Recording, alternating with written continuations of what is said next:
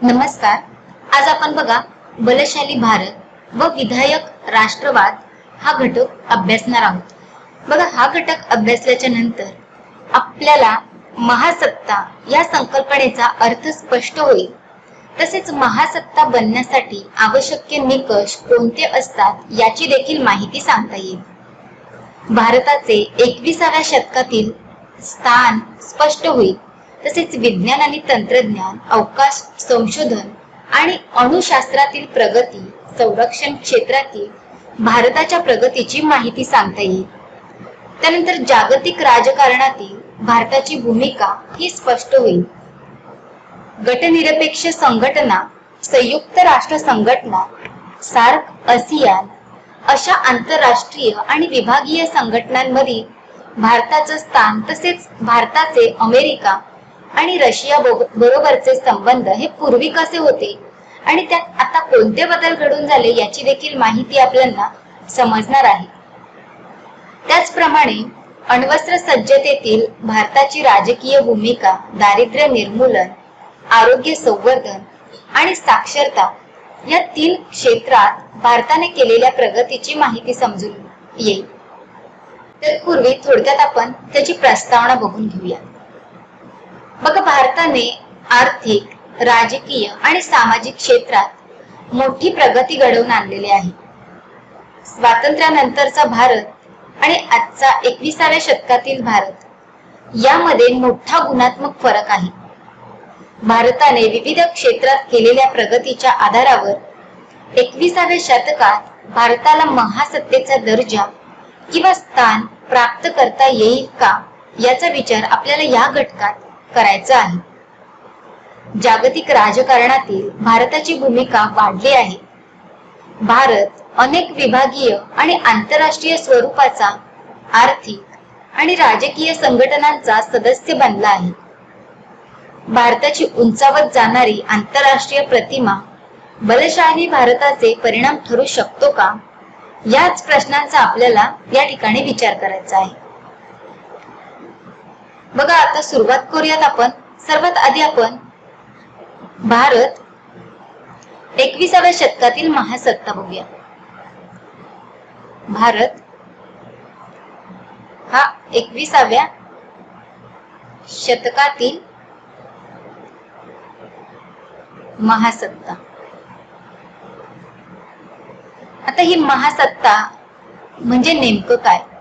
महासत्ता म्हणजेच अशी सत्ता की जी आपल्या कर्तृत्वाने इतर सत्तांच्या कृत्यावर आणि योजनांवर प्रभाव पाडते. आपल्या राष्ट्रीय हितसंबंधांना सुसंगत असं परिवर्तन इतर राष्ट्रांच्या धोरणामध्ये घडवून आणते, म्हणजेच महासत्ता. आता या महासत्ताचे नेमके वैशिष्ट्य कोणते, तर त्याचे आपण ठळक वैशिष्ट्य बघूया. महासत्तेची ठळक वैशिष्ट्ये.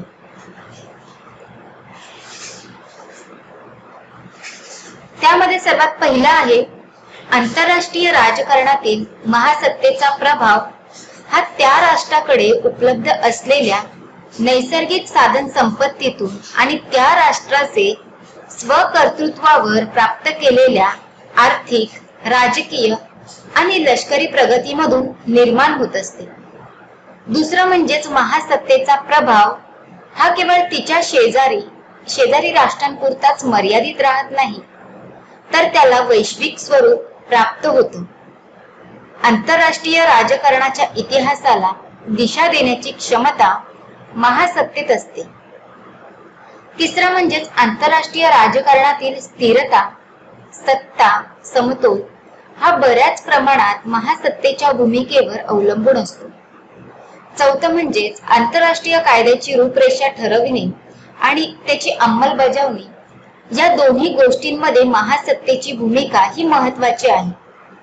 गेल्या 2 शतकांच्या आंतरराष्ट्रीय राजकारणात इतिहासावर नजर टाकली तर असं जाणवतं की अनेकदा महासत्तांनी आंतरराष्ट्रीय कायद्याच्या आपल्या हितसंबंधांच्या जपवणुकीसाठी दुरुपयोग केला आहे. अनेक लहान राष्ट्रांना महासत्तांची अरेरावी सहन करावी लागली आहे.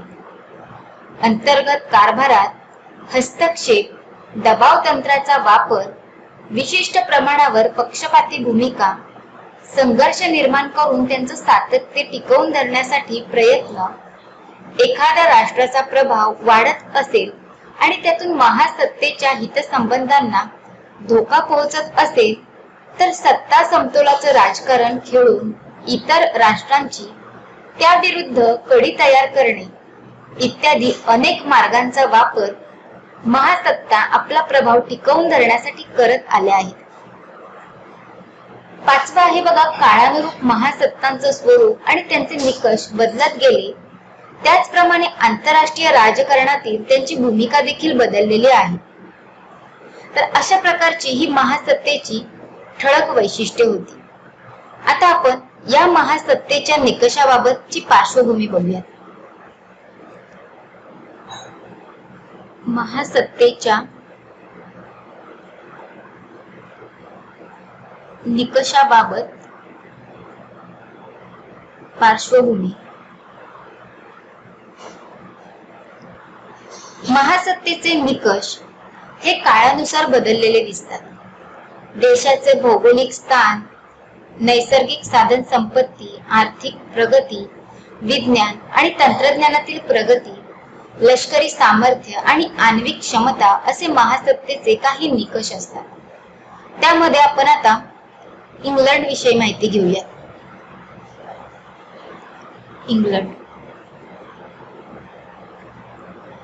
बघा, 18व्या आणि 19व्या शतकात इंग्लंड सारखं राष्ट्र महासत्ता म्हणून उदयाला आले. भौगोलिक स्थान, लष्करी सामर्थ्य, जागतिक व्यापार आणि आपल्या मालकीच्या वसाहतींच्या जोरावर 20व्या शतकाच्या पूर्वार्धात लष्करी सामर्थ्य हा महासत्तेचा महत्वपूर्ण निकष होता. त्यानंतर पुढे आता आपण अमेरिका व रशिया पाहूयात. अमेरिका व रशिया बघा, दुसऱ्या महायुद्धानंतर विज्ञान आणि तंत्रज्ञानातील प्रगती तसेच अण्वस्त्र क्षमता या महत्वाच्या निकषांच्या आधारावर अमेरिका आणि सोव्हिएत संघ ही दोन राष्ट्रे महासत्ता म्हणून उदयाला आली. 1945 ते 1990 हा सर्वसाधारणपणे शीतयुद्धाचा काळ मानला जातो. आंतरराष्ट्रीय राजकारण ध्रुवीकरणाने प्रभावित होते. साम्यवादी गट ज्याचं नेतृत्व सोव्हिएत संघासारख्या महासत्ताकडे होते, तर भांडवलशाही लोकशाहीत पश्चिम युरोपीय राष्ट्रांचा गट ज्याचं नेतृत्व अमेरिकेकडे होते. या दोन्ही महासत्तांमध्ये शहप्रतिशाहाचा राजकारण असल्यामुळे विज्ञान तंत्रातील प्रगती किंवा अण्वस्त्र क्षमता प्राप्त करणे याविषयीची मोठी चढाओढ निर्माण झाली. एका सर्वेक्षणानुसार शीतयुद्धाच्या काळात दोन्ही महासत्तांकडून 1.5 लाखांहून अधिक अण्वस्त्रांची निर्मिती झाली आणि तसंच या दोन्ही महासत्तांच्या दरम्यान 40हून अधिक वेळा अणुयुद्धाची स्थिती निर्माण झाली होती. एक मोठी शस्त्रास्त्र स्पर्धा या काळात निर्माण झालेली होती.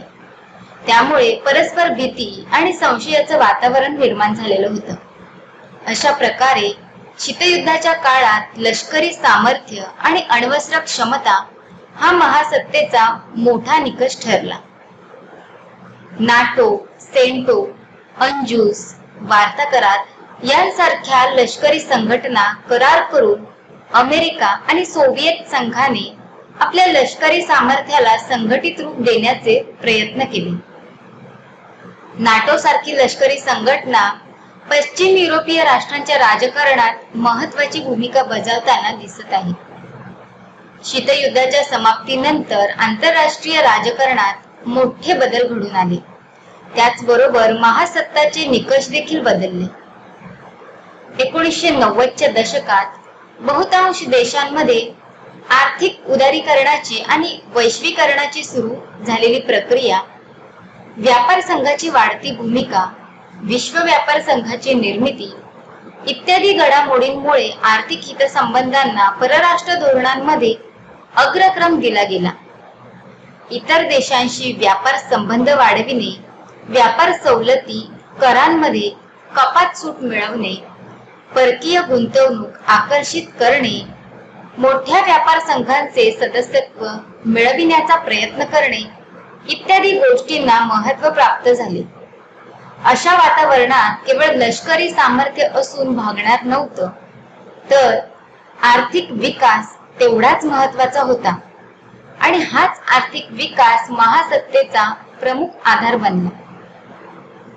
जपान, जर्मनी, दक्षिण पूर्व आशियाई राष्ट्र आणि चीन यांसारख्या राष्ट्रांच्या झपाट्याने घडून आलेल्या आर्थिक विकासामुळे आंतरराष्ट्रीय राजकारणातील त्यांची भूमिका, दर्जा वाढला. या राष्ट्रांबरोबरच आसियान, एपेक, युरोपियन युनियन यासारखे व्यापारी संघ महासत्तेच्या रूपात पुढे आले. अमेरिकेसारख्या महासत्तेला आर्थिक विकास आणि आर्थिक हितसंबंधांची जपवणूक करण्यासाठी आपल्या परराष्ट्र धोरणांमध्ये मोठे बदल घडवून आणावे लागले. शीतयुद्धाच्या काळात युरोप केंद्रित असलेलं अमेरिकेचे परराष्ट्र धोरण आशिया केंद्रित होते. शीतयुद्धकालीन राजकीय संघर्षांना बाजूला करत आर्थिक हितसंबंधांना जोपासण्यासाठी अमेरिकेने चीन, व्हिएतनाम या राष्ट्रांची आपले व्यापार संबंध वाढविले. काश्मीरचा मुद्दा, अण्वस्त्र प्रसार, मानवी हक्क उल्लंघन अशा अनेक मुद्द्यांवर भारत आणि अमेरिका यांच्यात मोठे मतभेद असले तरी दोन्ही देशांमधील व्यापार, आर्थिक संबंध वृद्धिंगत होताना दिसत आहे. तर अशा प्रकारे शीतयुद्धाच्या समाप्तीनंतर अमेरिका ही केवळ एकमेव महासत्ता उरली असं म्हणता येणार नाही. लष्करी सामर्थ्याच्या जोरावर जरी अमेरिकेने तो दर्जा टिकवून धरला असला तरी आर्थिक आघाडीवर जपान, चीन, आसियान राष्ट्रांकडून अमेरिकेला मोठी आव्हाने मिळत होती आणि ह्या राष्ट्रांच्या आर्थिक विकासामुळे महासत्तेची अनेक केंद्र निर्माण झालेली दिसतात. आर्थिक विकासाबरोबरच या विकासाला पूरक असे काही निकष 1990च्या दशकात विकसित झालेले दिसतात, जे एखाद्या राष्ट्राला महासत्ता म्हणून गौरविण्यात मदतीचे ठरतील. यात दरडोई उत्पन्नाचं प्रमाण, मानवी साधन सामग्री विकास, साक्षरतेचं प्रमाण, दारिद्र्याचे प्रमाण इत्यादी गोष्टींचा समावेश होतो. आणि याशिवायच एखाद्या राष्ट्राने संयुक्त राष्ट्र संघटनेच्या विविध आघाड्यांवर बजावलेली भूमिका देखील त्या राष्ट्राचा दर्जा उंचविण्यात मदतीची ठरू शकते. त्यानंतर पुढे आता आपण बघूयात बघा, भारत 21व्या शतकातील महासत्ता आणि त्याची वाटचाल. भारताबद्दल बघा, 21व्या शतकातील महासत्ता वाटचाल. विश्व बँक, आंतरराष्ट्रीय नाणेनिधी यासारख्या संघटनांनी आपल्या विविध अहवालात आर्थिक विकासाच्या आधारावर सन 2025 पर्यंत भारत एक महासत्ता म्हणून उदयाला येईल असा अंदाज व्यक्त केला आहे. आणि हाच अंदाज भारताच्या संरक्षण मंत्रालयाचे शास्त्रीय सल्लागार आणि भारताच्या क्षेपणास्त्र कार्यक्रमाचे जनक डॉक्टर APJ अब्दुल कलाम यांनी आपल्या प्रसिद्ध India 2020 a vision for new millennium या पुस्तकात व्यक्त केलेला आहे. बघा, कलाम यांनी भारतातील विज्ञान, तंत्रज्ञान, कृषी, आरोग्य, संरक्षण आणि आर्थिक क्षेत्रातील सन 2020 पर्यंतच्या प्रगतीचा आढावा घेत हा अंदाज व्यक्त केलेला आहे. नवी दिल्लीमधील प्रसिद्ध संरक्षण विषयक अभ्यास आणि विश्लेषण करणाऱ्या संस्थेत आपल्या 1997 ते 98च्या वार्षिक अंकात भारत आण्विक क्षमतेच्या आधारावर महासत्ता म्हणून कसा उदयाला येईल याचा आढावा घेतलेला आहे.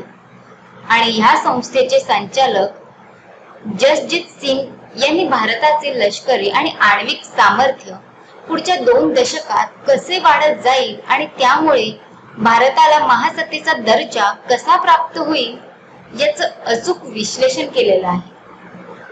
भारताचा प्रवास 21व्या शतकातील महासत्ता बनविण्याच्या दिशेने निश्चितच होत आहे आणि याचा अंदाज स्वातंत्र्यानंतर पहिल्या दशकातील भारताची आर्थिक आणि राजकीय परिस्थिती यामध्ये निश्चितपणेच व्यक्त करता येईल. त्यानंतर त्यामध्ये सर्वात आधी आता आपण आर्थिक विकास बघूया. त्याचा आर्थिक विकास बघा, यामध्ये आपल्याला आर्थिक विकासाच्या आधारावर भारत महासत्ता कशी बनेल याचा विचार करायचा आहे. सन 1947 साली भारत जेव्हा स्वातंत्र्य झाला तेव्हा भारताची आर्थिक परिस्थिती कमालीची खालावलेली होती. ब्रिटिश शासनाचा मूळ उद्देश हा वसाहतवादी शोषणाचा असल्यामुळे त्यांच्या कार्यकाळात कोणताही आर्थिक विकास घडून आलेला नव्हता. उलट परंपरागत पद्धतीने चालत आलेले भारतीय उद्योगधंदे रसातळाला गेले होते. शेतीचे मागासलेले स्वरूप, वाढती लोकसंख्या, वारंवार पडणारे दुष्काळ, बेरोजगारी, गुंतवणूक आणि बचतीचं अत्यल्प प्रमाण, भांडवल निर्मितीचा शून्य दर यामुळे दारिद्र्याची एक अशी शृंखला तयार झाली होती की ज्यातून बाहेर पडण्यासाठी आर्थिक नियोजनाचा मार्ग अपरिहार्य होता. देशातील उपलब्ध साधन संपत्तीचा उपयोग करून आर्थिक विकास साधण्याबरोबरच आर्थिक विकासाच्या नफ्याचं समान वितरण देखील आवश्यक होतं. प्रादेशिक असमतोल शहरी आणि ग्रामीण भागातील दरी दूर करत समाजातील प्रत्येक घटकाला विकासाच्या प्रक्रियेत सामावून घेण्यासाठी आर्थिक नियोजनाची आखणी केली गेली. रोजगाराच्या संधी उपलब्ध करणे, देशातील आर्थिक विषमता कमी करणे, अन्नधान्याच्या बाबतीत स्वयंपूर्णता साधन, शेती, उद्योग, ऊर्जा, वाहतूक, दळणवळण या क्षेत्रांचा विकास घडून आणावा अशी उद्दिष्टे निर्धारित करण्यात आली. सन 1950 मध्ये नियोजन मंडळाची स्थापना ही केली गेली आणि सन 1950 ते 51 मध्ये पहिली पंचवार्षिक योजना सुरू करण्यात आली. सन 1951 पासून तर सन 2002 पर्यंत देशात 9 पंचवार्षिक योजना ह्या राबवण्यात आल्या. 9व्या पंचवार्षिक योजनेचा कालावधी हा सन 1997 ते 2002 एवढा होता. बघा, या 9 पंचवार्षिक योजनांच्या अंमलबजावणीमुळे भारतीय अर्थव्यवस्थेला मोठे फायदे झालेले आहेत. यामध्ये आर्थिक वाढीला चालना, राष्ट्रीय उत्पादनात वाढ, राष्ट्रीय बचतीच्या प्रमाणात वृद्धी, लोकांचं राहणीमान सुधारण्याबरोबरच आरोग्य आणि शिक्षणासारख्या मूलभूत सोयींचा प्रसार, विज्ञान आणि तंत्रज्ञानाचा विकास व त्यामधून कृषी व औद्योगिक उत्पादनात स्वयंपूर्णतेच्या दिशेने यशस्वी वाटचाल ह्या गोष्टींचा त्यामध्ये समावेश होता. 1990 या दशकात बघा, भारतात नवीन आर्थिक धोरणाचा पुरस्कार करत आर्थिक धोरणांमध्ये महत्त्वपूर्ण बदल घडवून आणले. भारताचं हे नवीन धोरण आर्थिक उदारीकरण धोरण म्हणून ओळखलं जातं. या सुधारणा बदलत्या आंतरराष्ट्रीय आर्थिक परिस्थितीला सुसंगत अशा होत्या. आर्थिक उदारीकरण आणि मुक्त व्यापाराच्या माध्यमातून आर्थिक वैश्वीकरणाची जी प्रक्रिया 1990च्या दशकात तीव्र झाली होती त्यापासून भारताला अलिप्त राहणं शक्य नव्हतं. मुक्त व्यापार आणि आर्थिक वैश्वीकरणासाठी आवश्यक गोष्टींची पूर्तता, जसे परकीय गुंतवणुकीतील अडथळे दूर करणे, बहुराष्ट्रीय कंपन्यांच्या प्रवेशातील अडसर दूर करणे, आयातीवरील बंधनं दूर करणे, निर्यात विनिमय दरात सुधारणा इत्यादी गोष्टींच्या पूर्ततेसाठी नवीन आर्थिक धोरणाचा स्वीकार हा केला गेला. याशिवायच भारताच्या आर्थिक विकासाला गृहीत धरून आणखी काही महत्त्वपूर्ण उद्दिष्ट देखील ठरविण्यात आली, ज्यात राजवित्तीय तुटीचं प्रमाण कमी करणे, सरकारकडून मिळणारी सूट म्हणजेच सबसिडी कमी करणे, अर्थव्यवस्थेतील सरकारी हस्तक्षेप, दप्तरी दिरंगाई कमी करणे, खाजगीकरणाला प्रोत्साहन देणे इत्यादी. 1990 ते 1995 या 5 वर्षाच्या काळात आर्थिक उदारीकरण आणि जागतिकीकरण प्रक्रियेच्या दिशेने प्रवास करण्यासाठी बघा 3 महत्त्वाच्या सुधारणा या घडवून आणण्यात आल्या. त्यातली पहिली सुधारणा आहे बघा, भारतीय रुपया परिवर्तनीय करण्यात येऊन विनिमय दरात समायोजन आणण्यात आलं. दुसरी सुधारणा म्हणजेच आयातीवरील बंधने कमी करण्यात आले आणि तिसरी म्हणजेच परकीय गुंतवणूक आकर्षित करण्यासाठी अस्तित्वात असलेली अनेक प्रकारची नियंत्रण, आरक्षणे, कोटा पद्धती, दप्तर दिरंगाई इत्यादी प्रकार दूर करण्यासाठी धोरणात्मक निर्णय हे घेण्यात आले. 1991 साली स्वीकारण्यात आलेल्या आर्थिक सुधारणा कार्यक्रमांचे अनेक सकारात्मक परिणाम दिसले. त्यानंतर बघा पुढचं आहे विज्ञान आणि तंत्रज्ञान क्षेत्रातील प्रगती. विज्ञान आणि तंत्रज्ञान क्षेत्रातील प्रगती. बघा विज्ञान आणि तंत्रज्ञान क्षेत्रातील प्रगती हा महासत्तेचा कसा महत्वपूर्ण निकष आहे हे आपण पाहिलंच. बघा आता आपण भारताच्या विज्ञान आणि तंत्रज्ञान क्षेत्रातील प्रगतीचा थोडक्यात आढावा घेऊया. भारताला 21व्या शतकात महासत्ता बनविण्यासाठी विज्ञान आणि तंत्रज्ञानातील प्रगतीचा आधार हा महत्वपूर्ण ठरणार आहे.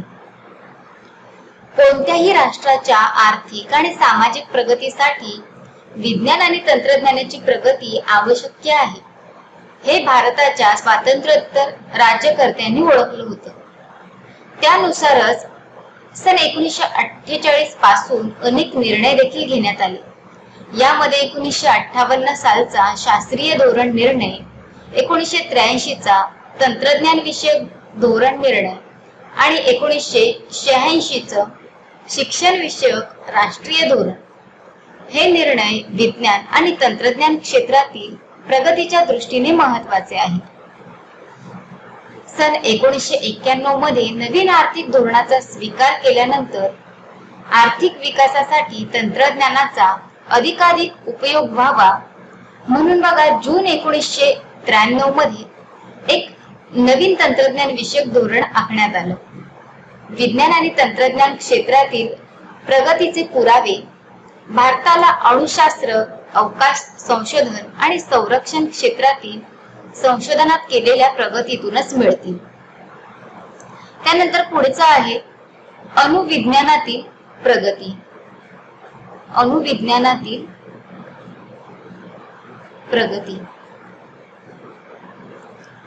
बघा भारताच्या अणुविज्ञानातील संशोधनाला 1945 साली प्रारंभ टाटा इन्स्टिट्यूट ऑफ फंडामेंटल रिसर्चच्या स्थापनेने झाला.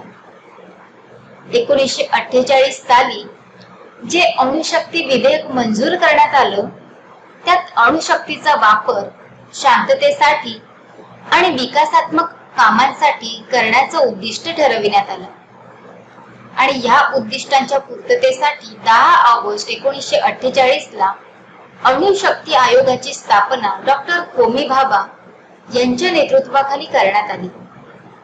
प्रथम अणुशक्तीमधून विद्युत निर्मितीचं उद्दिष्ट ठरविण्यात आलं आणि हे उद्दिष्ट 1969 साली तारापूर अणुशक्ती केंद्राच्या स्थापनेतून साध्य झालं.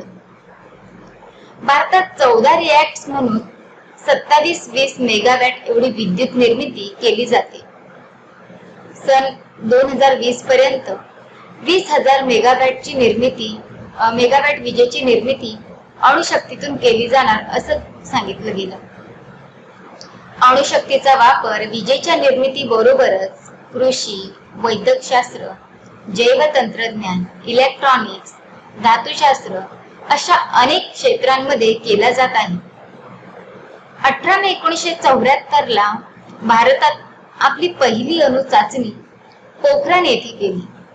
त्यानंतर 11 मे 1998 ची दुसरी चाचणी पोखरण येथेच करण्यात आली आणि ह्या दुसऱ्या चाचणीनंतर भारताने स्वतःला अण्वस्त्र संपन्न देश म्हणून घोषित केले. अशा प्रकारे भारत अण्वस्त्र संपन्न म्हणून स्वतःला घोषित करणारा आणि अण्वस्त्र क्षमता बाळगणारा जगातील 6वा देश ठरला. भारतीय अण्वस्त्र संपन्नता भारताला महासत्ता बनविण्यात महत्वाची भूमिका बजावणार. त्यानंतर पुढचा आहे बघा, अवकाश संशोधनातील प्रगती. अवकाश संशोधनातील प्रगती.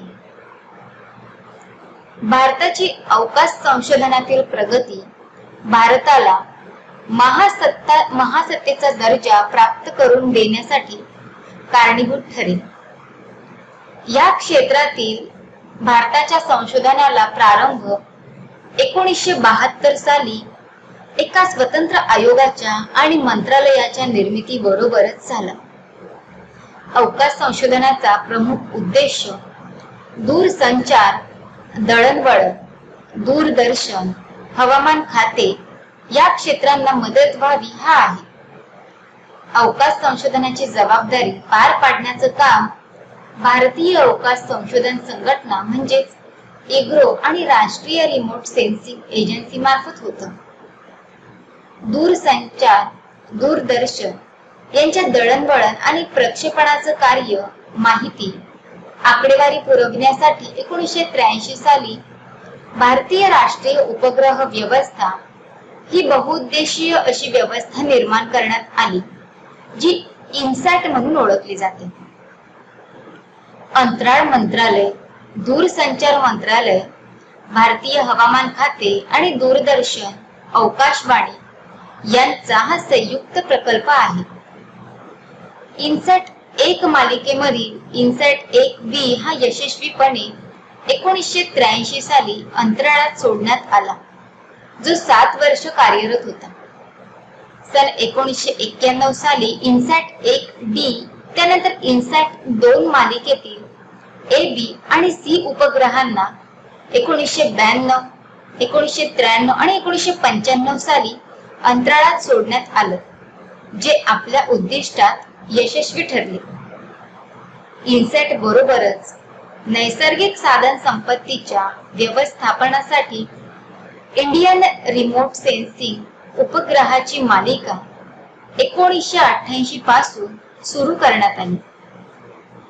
या मालिकेअंतर्गत IRA, SA 1A, 1B, RRSC, IRSP2, P3 असे उपग्रह अंतराळात पाठविण्यात आले, ज्यांचा उपयोग बघा कृषी उत्पादनाचा अंदाज, दुष्काळ किंवा महापुराची पूर्वसूचना, पडीत जमिनीचं व्यवस्थापन, जलस्रोतांचं व्यवस्थापन, भूजल साठ्यांचा शोध इत्यादी अनेक गोष्टींसाठी होत आहे.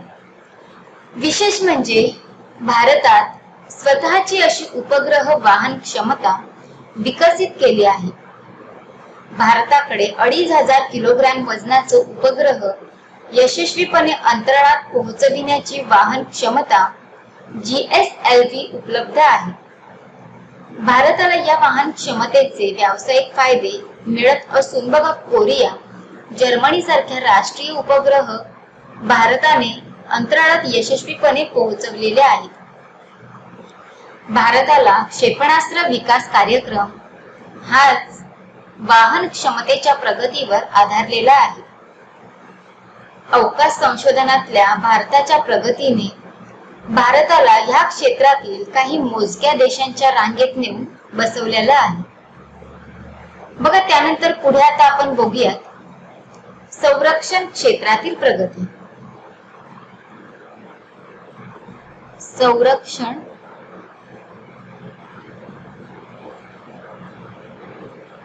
क्षेत्रातली प्रगती. बघा, अणुशास्त्र आणि अंतराळ क्षेत्रातील भारताच्या संशोधनाचे आणि प्रगतीचे फायदे भारताच्या संरक्षणासाठी होत आहेत। संरक्षणासाठी भारताने प्रबळ लष्करी सामर्थ्य प्राप्त केलं आहे। संरक्षण क्षेत्रातील भारताच्या संशोधनाला प्रारंभ 1958 पासून संरक्षण संशोधन आणि विकास संघटनेच्या स्थापनेबरोबर झाला। 1980 साली संरक्षण संशोधन आणि विकास मंत्रालयाची निर्मिती करण्यात आली। संरक्षण संशोधन आणि विकास संघटनेच्या देशभरात 50 प्रयोगशाळा आहेत, ज्यातून अत्याधुनिक संरक्षण तंत्रज्ञानाच्या विकासाचे प्रयत्न होत आहेत। देशात 39 शस्त्रास्त्र निर्मितीचे कारखाने आहेत। DRDO ने हवाई दलासाठी अत्याधुनिक light combat aircraft ALH helicopter विकसित केलेला आहे, तर भूदलासाठी अर्जुन सारख्या अत्याधुनिक युद्ध रणगाडा विकसित केलेला आहे। भारताने आपला क्षेपणास्त्र विकास कार्यक्रम 1983 साली केला। बघा, या अंतर्गत यामध्ये 4 प्रकारचे क्षेपणास्त्र हे विकसित करण्यात आले। त्यातला पहिला आहे पृथ्वी क्षेपणास्त्र, जमिनीवरून जमिनीवर मारा करणारे। दुसरं म्हणजेच आकाश, जमिनीवरून आकाशात मारा करणारे। तिसरं आहे त्रिशूल, जमिनीवरून आकाशात मारा करणारे कमी पल्ल्याचं क्षेपणास्त्र। आणि चौथा आहे अग्नी, जमिनीवर मारा करणारे। तर अशा प्रकारचे हे 4 क्षेपणास्त्र विकसित करण्यात आले। त्यानंतर पुढे आता आपण बघूयात जागतिक राजकारणातील भारताची भूमिका। जागतिक राजकारणातील भारताची भूमिका। भारतीय स्वातंत्र्यानंतर बघा 50हून अधिक वर्षाच्या प्रवासानंतर जागतिक राजकारणात भारताची भूमिका परिपक्व झालेली दिसेल। भारतात अनेक महत्त्वाच्या आंतरराष्ट्रीय आणि विभागीय स्वरूपाच्या आर्थिक आणि राजकीय संघटनांचा सदस्य आहे। संयुक्त राष्ट्र संघटनेचा तसेच विश्व व्यापार संघटनेत भारताने घेतलेल्या भूमिकेला आंतरराष्ट्रीय समुदायाकडून गांभीर्याने घेतलं जातं। अमेरिका तसेच इतर पश्चिमी राष्ट्रांकडून प्रचंड दबाव असताना देखील भारताने अण्वस्त्र प्रसार बंदी करार किंवा सर्वसमावेशक अणु चाचणी बंदी करारावर स्वाक्षरी केलेली नव्हती। बघा, यामध्ये आपल्याला अमेरिका आणि युरोपियन संघाबरोबर भारताचे आर्थिक आणि व्यापारी संबंध वृद्धिंगत होताना दिसत आहेत। 1990च्या दशकात अमेरिका आणि पश्चिमी राष्ट्रांना आंतरराष्ट्रीय दहशतवादाचा धोका वाढल्यापासून अमेरिकेच्या परराष्ट्र धोरणात भारताचं महत्त्व अचानक वाढलं। जागतिक राजकारणात भारतीय भूमिकेची मुहूर्तमेढ रचण्याचं कार्य भारताचे पहिले पंतप्रधान पंडित जवाहरलाल नेहरू यांच्याकडून झालं। त्यानंतर परराष्ट्र धोरण विकासाच्या विविध टप्प्यांवर ही भूमिका बळकट करण्याचं कार्य लाल बहादूर शास्त्री, इंदिरा गांधी, राजीव गांधी, नरसिंहराव इंद्रकुमार गुजराल आणि अटल बिहारी वाजपेयी यांच्याकडून झालं। या ठिकाणी एक महत्त्वाची गोष्ट लक्षात घेणं आवश्यक आहे, ती म्हणजे भारतीय भूमिकेत काळानुरूप जरी काही परिवर्तने घडून आली असली तरी ज्या मूलभूत पंचशील तत्वावर भारतीय भूमिकेची बांधणी झालेली आहे ती अजून देखील कायमच आहे। त्यामध्ये आता आपण सर्वात पहिले भारताच्या राजकीय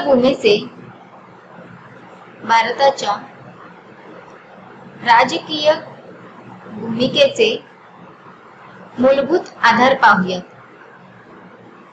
मूलभूत आधार जागतिक राजकारणातील भारताच्या भूमिकेचे काही मूलभूत आधार आहेत. बघा ते अजून देखील कायम आहेत. यामध्ये कोणत्या तत्वांचा समावेश होतो तर त्याच्यामध्ये बघा जागतिक शांतता आणि सुरक्षितता टिकविण्यात आणि वृद्धिंगत करण्यासाठी भारत सदैव प्रयत्नशील राहील. शांततामय सहजीवन या तत्वाचा भारत पुरस्कर्ता आहे. वसाहतवादाचा विरोध, वंशभेदाचा विरोध, जागतिक संघर्ष शांततेच्या मार्गाने सोडविण्याच्या तत्वाचा स्वीकार, आर्थिक विकास, गटनिरपेक्षता. तर अशा प्रकारचे हे आधार मूलभूत आधार आहेत. त्यानंतर बघूयात आता आपण पंचशील.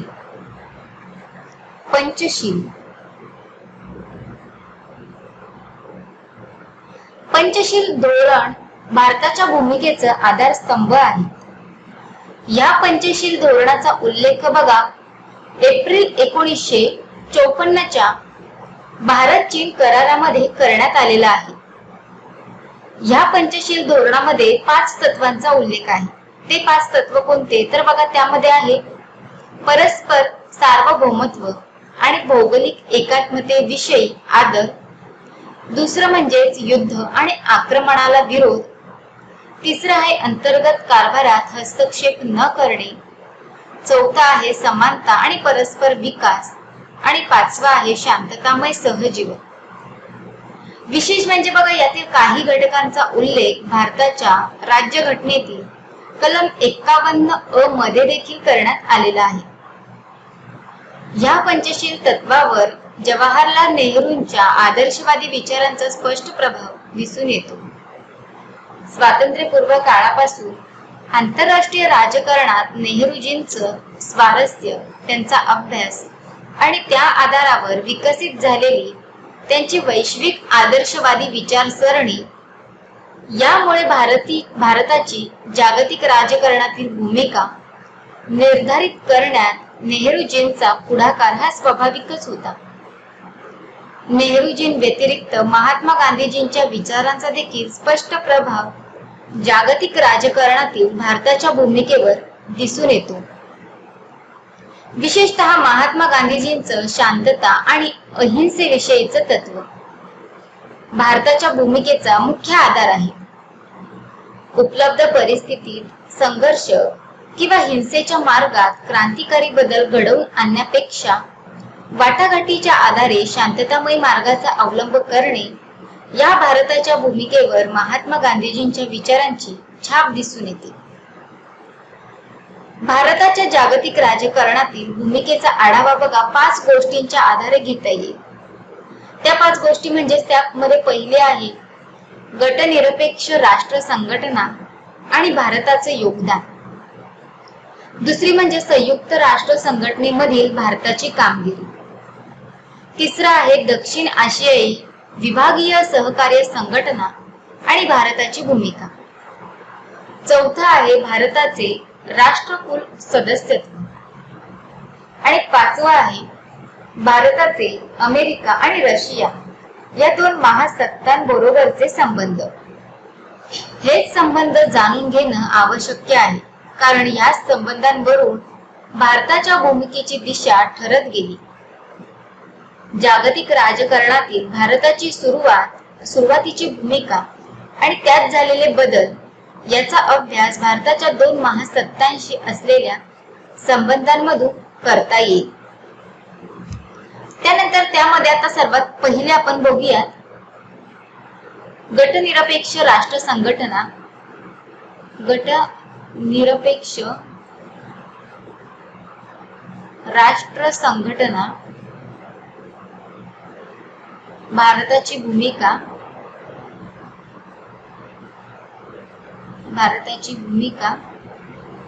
आणि कार्य. बघा अलिप्ततावादी किंवा गटनिरपेक्ष चळवळ या नावाने ओळखली जाणारी नाम ही संघटना संयुक्त राष्ट्र संघटनेनंतरची दुसरी मोठी संघटना आहे. नामाची सदस्य संख्या 114 एवढी होती. बघा नामाच्या निर्मितीत आणि विकासात भारताचे योगदान हे अतिशय महत्वाचं आहे. भारताचे पंचशील धोरण आणि नेहरूजींच्या आदर्श विचारांचे स्पष्ट प्रतिबिंब नामाच्या जाहीरनाम्यामध्ये दिसतं. शीतयुद्धाच्या राजकारणात महासत्तांमधील संघर्षात आंतरराष्ट्रीय राजकारण व्यापलेले असताना नाम संघटनेने आफ्रो आशियाई राष्ट्रांना एक वेगळी ओळख मिळवून दिली आणि ओळख मिळवून देण्यात भारताचे योगदान महत्वाचे आहे. अमेरिकेच्या नेतृत्वाखाली नाटो ही पश्चिम युरोपीय राष्ट्रांची संरक्षण संघटना तर पूर्व युरोपीय राष्ट्रांना घेऊन सोव्हिएत रशियात वारसा करार केला. याशिवाय सिप्रुटो, सेन्मो यांसारख्या लष्करी संघटना त्याच काळात निर्माण झाल्या. नव्याने स्वतंत्र झालेल्या आफ्रो आशियाई राष्ट्रांना, ज्यातील बहुसंख्य देश गरीब होते, आपल्या आर्थिक विकासासाठी ध्रुवीकरणाच्या राजकारणात पडणं धोक्याचं होतं. त्यापेक्षा स्वतंत्र अस्तित्व जोपासून आपला सामाजिक, राजकीय आणि आर्थिक विकास साधने आवश्यक असल्याचा विचार भारताचे पहिले पंतप्रधान पंडित जवाहरलाल नेहरू यांनी मांडलेला होता. मग या विचारांचे मोठे स्वागत आशियाई आफ्रिकी राष्ट्रांमध्ये झाले. विशेषतः युगोस्लावियाचे अध्यक्ष मार्शल टिटो, इंडोनेशियाचे अध्यक्ष सुकार्नो, इजिप्तचे अध्यक्ष कर्नल नासेर यांनी ही कल्पना उचलून धरली. या समविचारी नेत्यांची एक परिषद 1955 साली बांडुंग येथे झाली आणि याच परिषदेमध्ये गटनिरपेक्ष चळवळ औपचारिकरित्या अस्तित्वात आली. शीतयुद्धाच्या राजकारणापासून दूर राहून अमेरिका आणि सोव्हिएत युनियन या दोन्ही राष्ट्रांशी मैत्रीपूर्ण संबंध प्रस्थापित करणं तसेच जागतिक शांतता, सहकार्य, निशस्त्रीकरण, गरिबी निर्मूलन, साक्षरता, स्वातंत्र्य यासाठी सामूहिक प्रयत्न करणे ही गटनिरपेक्ष चळवळीची मुख्य उद्दिष्ट होती. दर 3 वर्षांनी गटनिरपेक्ष राष्ट्रांची परिषद होती. अलिप्ततावादी चळवळीच्या उदयापासून 2001 पर्यंत त्या एकूण 13 परिषदा झालेल्या आहेत.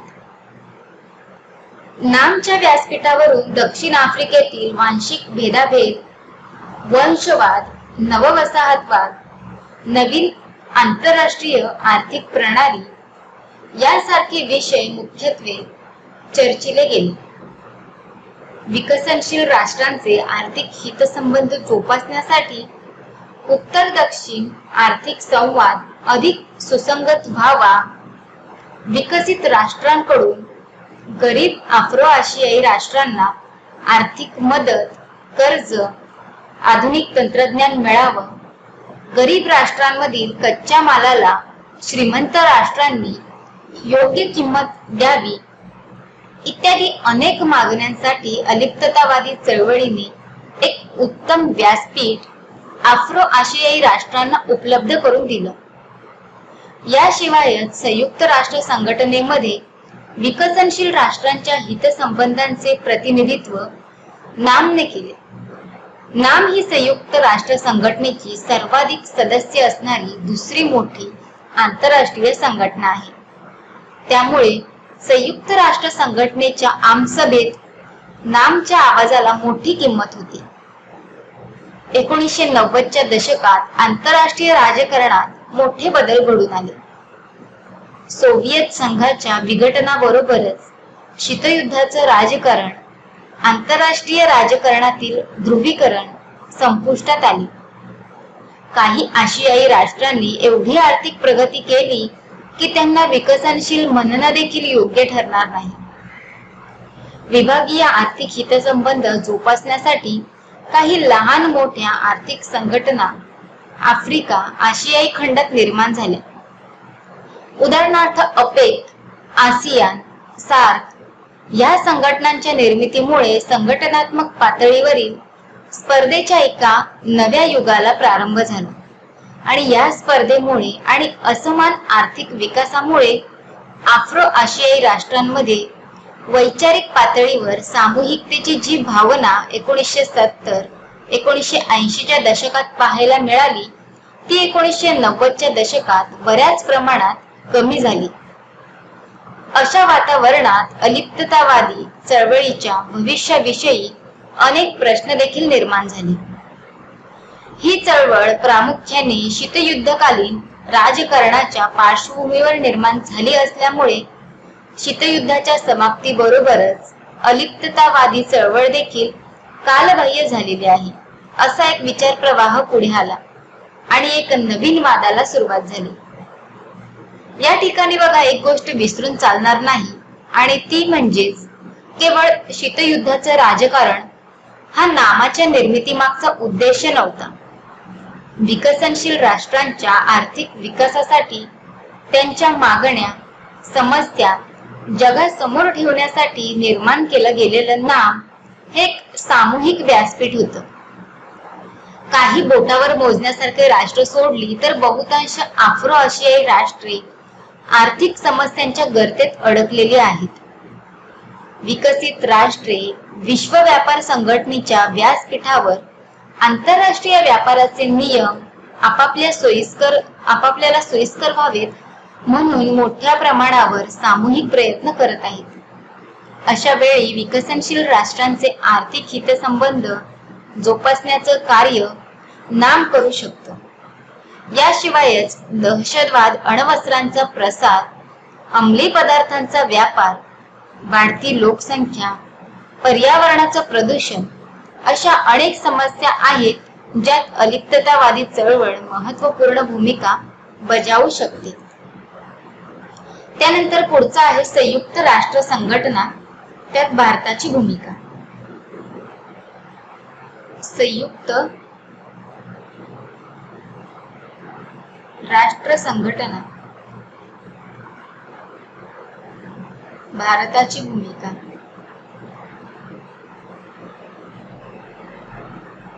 बघा, संयुक्त राष्ट्र संघटनेच्या निर्मितीपासूनच भारत युनोचा सदस्य आहे.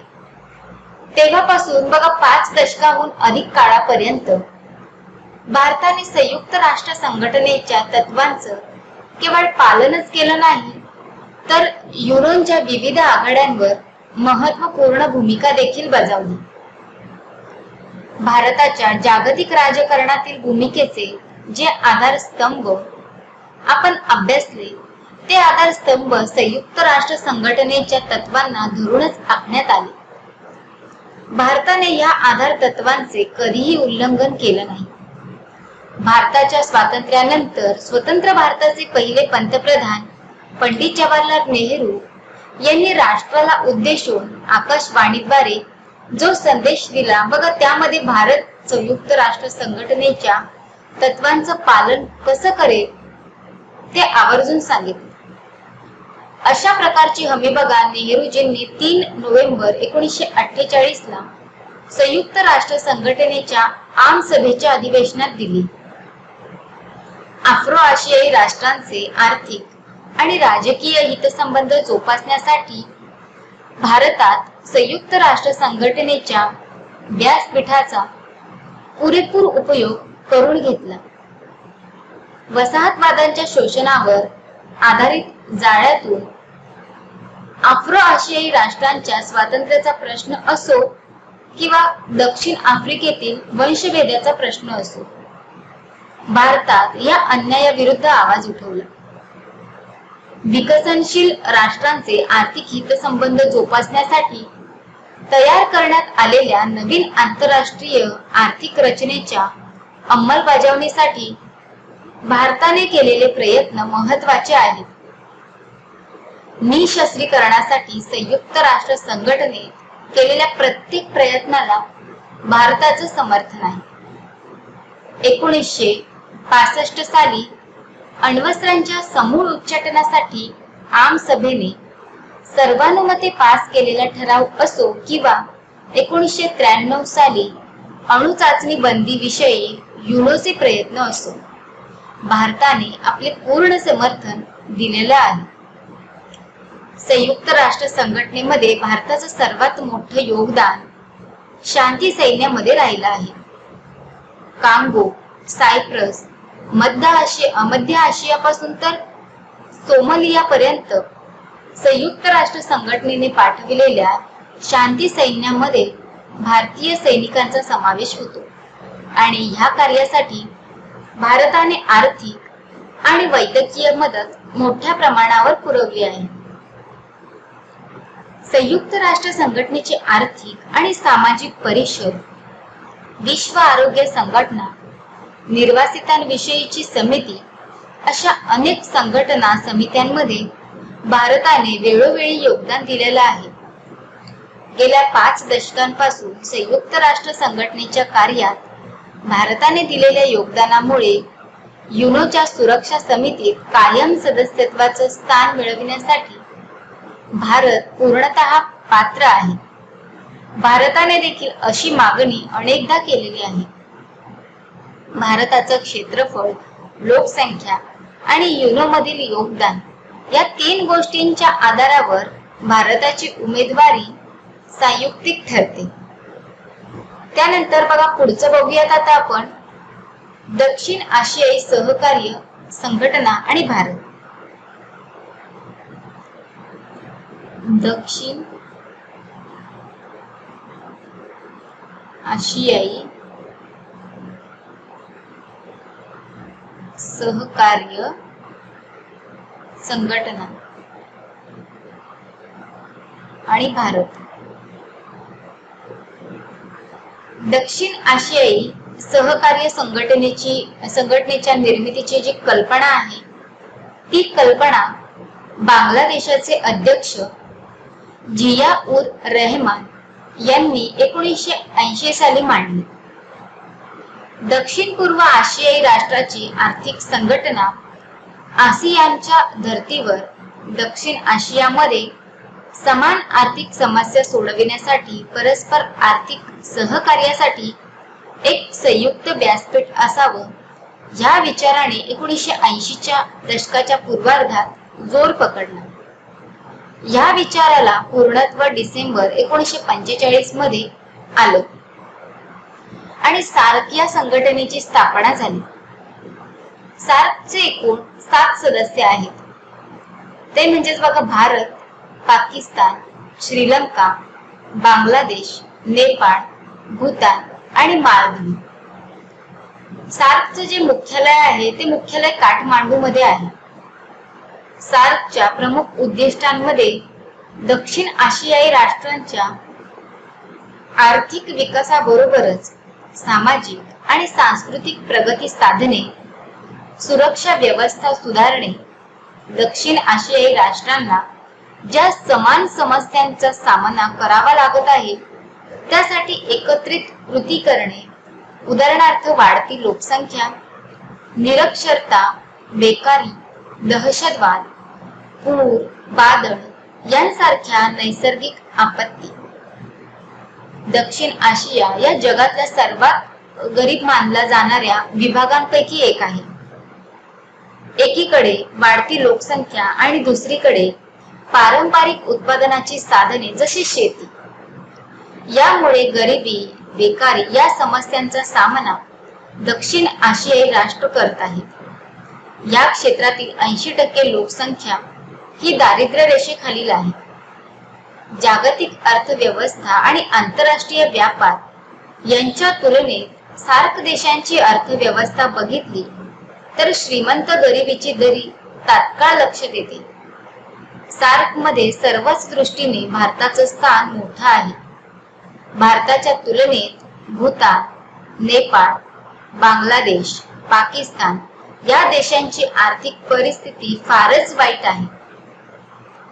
श्रीलंकेमधील वाढता वंशवादी कलह, पाकिस्तानामधील धार्मिक कट्टरवादाचे आणि दहशतवादाचे वाढते प्रश्न, नेपाळमधील माओवादी चळवळी या समस्यांची आर्थिक बाजू महत्वाची आहे.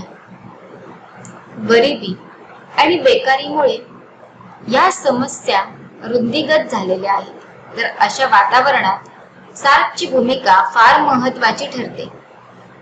पण 1995 पासून सार्कच्या प्रवासाचा आलेख पाहिला तर प्रवास अनेक अडथळ्यांनी भरलेला असल्याचं दिसून येतं. सार्कच्या प्रगतीतील सर्वात मोठा अडथळा म्हणजेच राष्ट्रांमधील परस्पर विषयीची भीती आणि संशयाचं वातावरण. विशेषतः भारताचं क्षेत्रफळ, लोकसंख्या, अर्थव्यवस्था यामुळे भारताविषयी एक सुप्त भीती इतर लहान राष्ट्रांमध्ये दिसून येते. याशिवाय भारत आणि पाकिस्तानामधील अनेक मुद्द्यांवरून असणारा वाद, पाकिस्तान बांगलादेश, बांगलादेश भारत, नेपाळ भारत, नेपाळ भूतान या देशांमधील विविध कारणांमुळे असलेला वाद सार्कच्या प्रगतीच्या आड येत आहे. दक्षिण आशियाई राष्ट्रांनी जागतिक अर्थव्यवस्थेत आपलं स्थान निर्माण करायचं असेल तर बघा सार्क उत्तम साधन आहे. ह्या व्यासपीठाचा राजकीय संघर्षासाठी नाही तर आर्थिक समस्या सोडविण्यासाठी वापर हा व्हायला हवा. सदस्य राष्ट्रांनी आर्थिक सहकार्यासाठी परस्पर राजकीय मतभेद, संशय दूर करणं आवश्यक आहे. त्यानंतर पुढे बघूयात आसियान आणि भारत. आसियान आणि भारत बघा, दक्षिण पूर्व आशियाई राष्ट्रांची सहकार्य संघटना म्हणजे आसियानची स्थापना 1967 साली ती झालेली आहे. आसियानच्या स्थापनेमागचा मुख्य उद्देश दक्षिण पूर्व आशियाई राष्ट्रांमध्ये आर्थिक सहकार्य वृद्धिंगत करणे, आर्थिक सहकार्य टिकविण्याच्या दिशेने संयुक्त प्रयत्न करणे, सदस्य राष्ट्रांमधील साधन संपत्तीचा संयुक्तिक वापर हा होता. बघा, स्थापनेच्या वेळी आसियानचे 5 सदस्य होते. थायलंड, मलेशिया, सिंगापूर, फिलिपाईन्स आणि इंडोनेशिया नंतर ब्रुनेई, व्हिएतनाम, कंबोडिया, लाओस आणि म्यानमार या 5 देशांना आसियानचे सदस्यत्व मिळाले. त्यामुळे आसियानची सदस्य संख्या 10 एवढी झालेली आहे.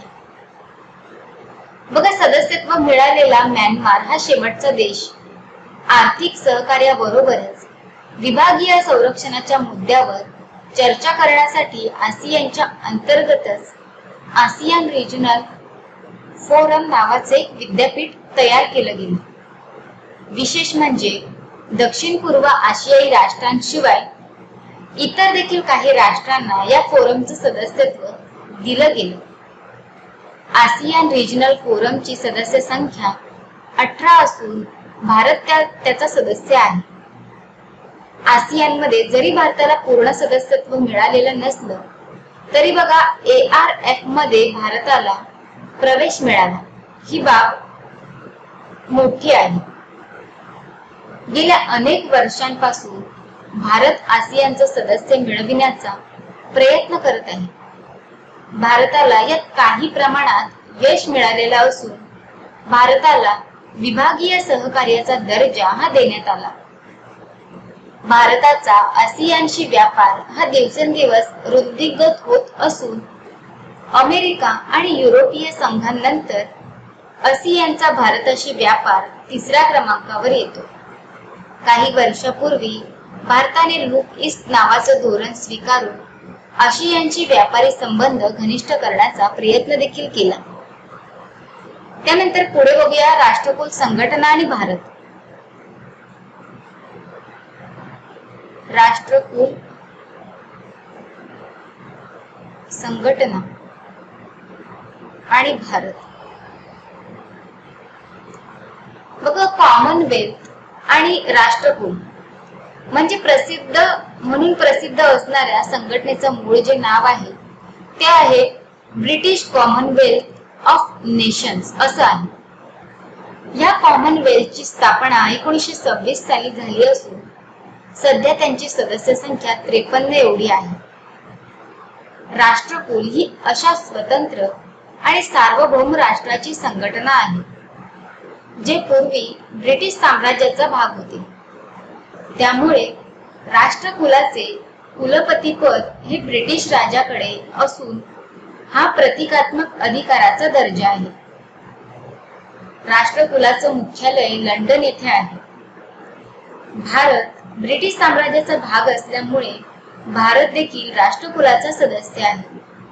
या ठिकाणी एक गोष्ट लक्षात घेणं आवश्यक आहे, ती म्हणजे भारताने जरी कुलाचा सदस्य असला तरी भारताचा राष्ट्रप्रमुख हा ब्रिटिश राजा किंवा राणी असणार नाही.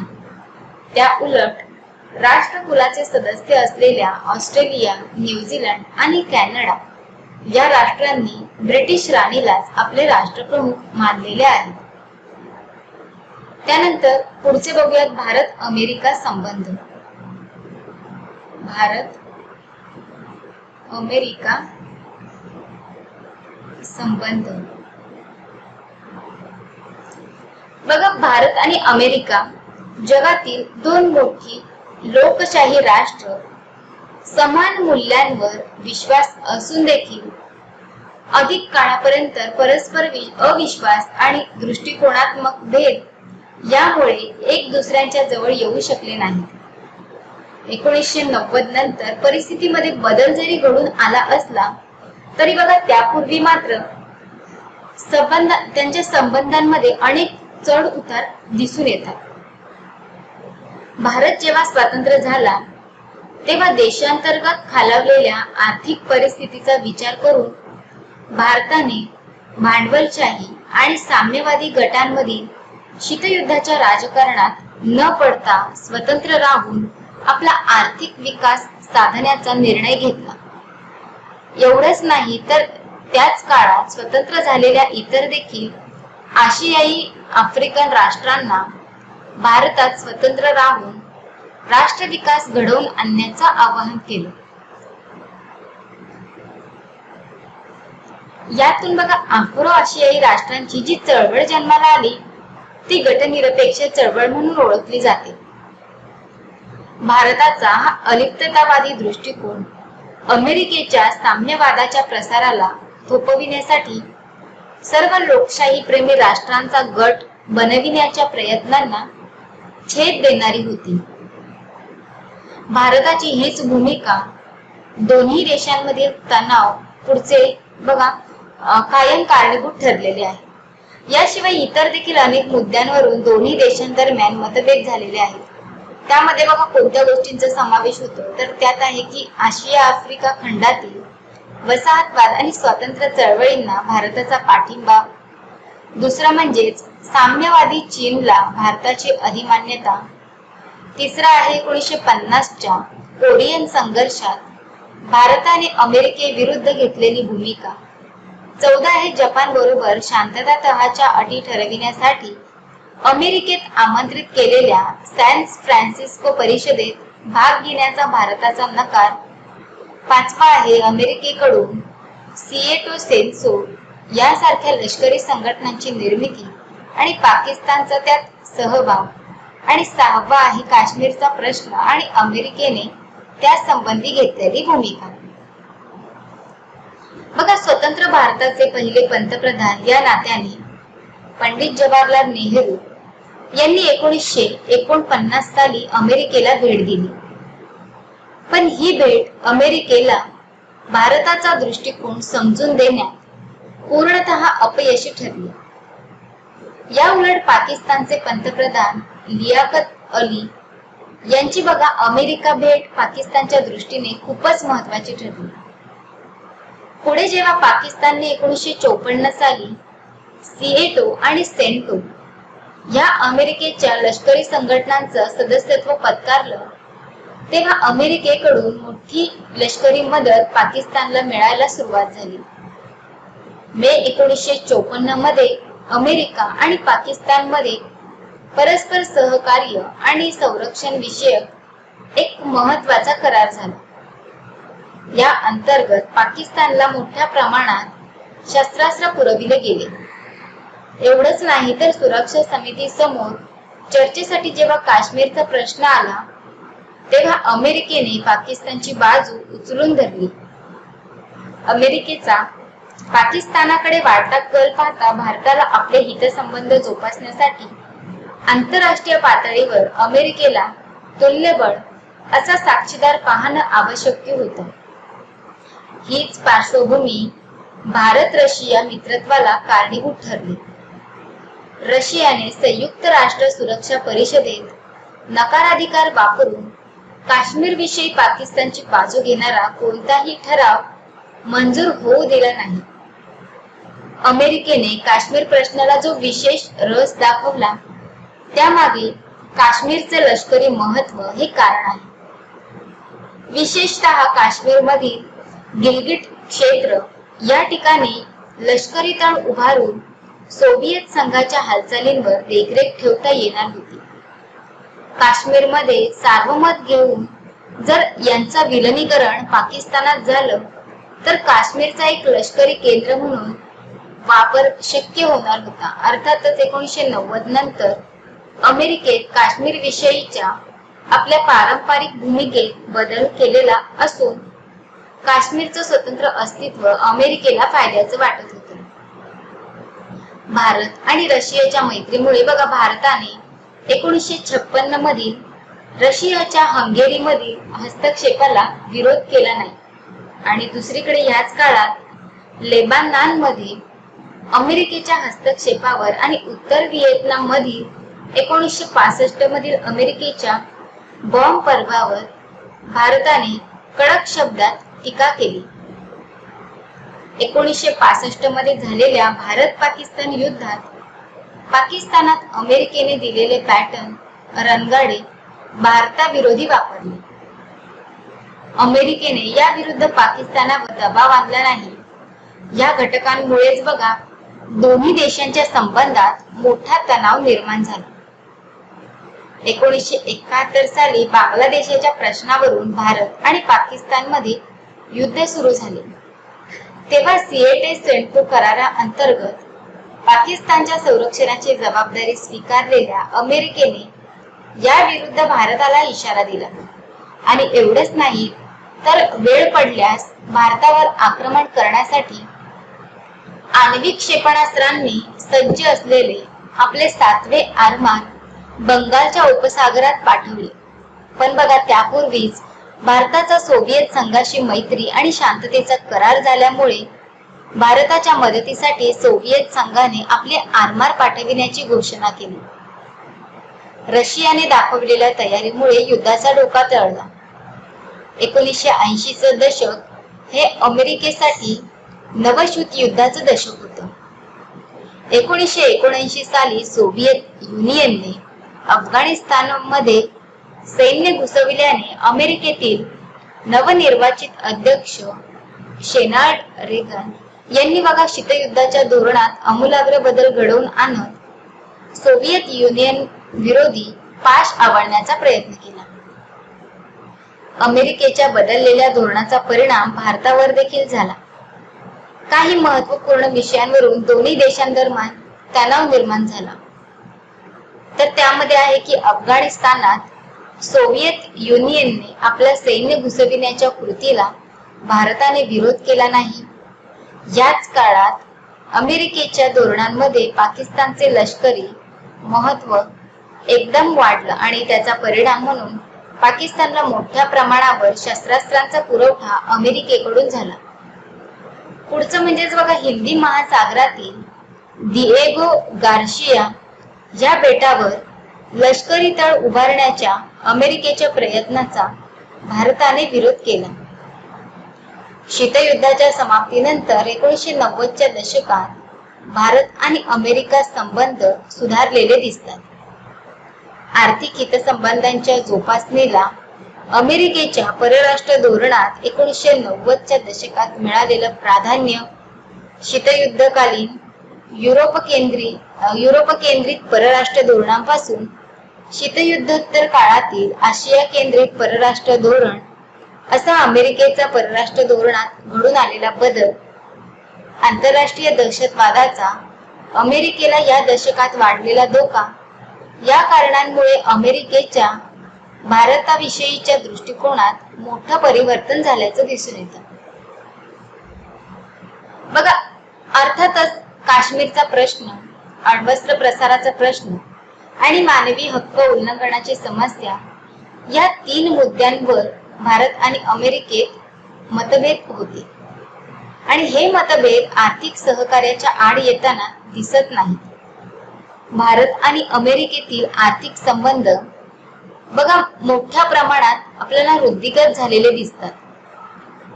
अमेरिकेचे अध्यक्ष त्यावेळेसचे बिल क्लिंटन यांच्या भारत भेटीनंतर बघा दोन्ही देशांमधील व्यापार आणि आर्थिक गुंतवणुकीचं प्रमाण हे वाढलेलं.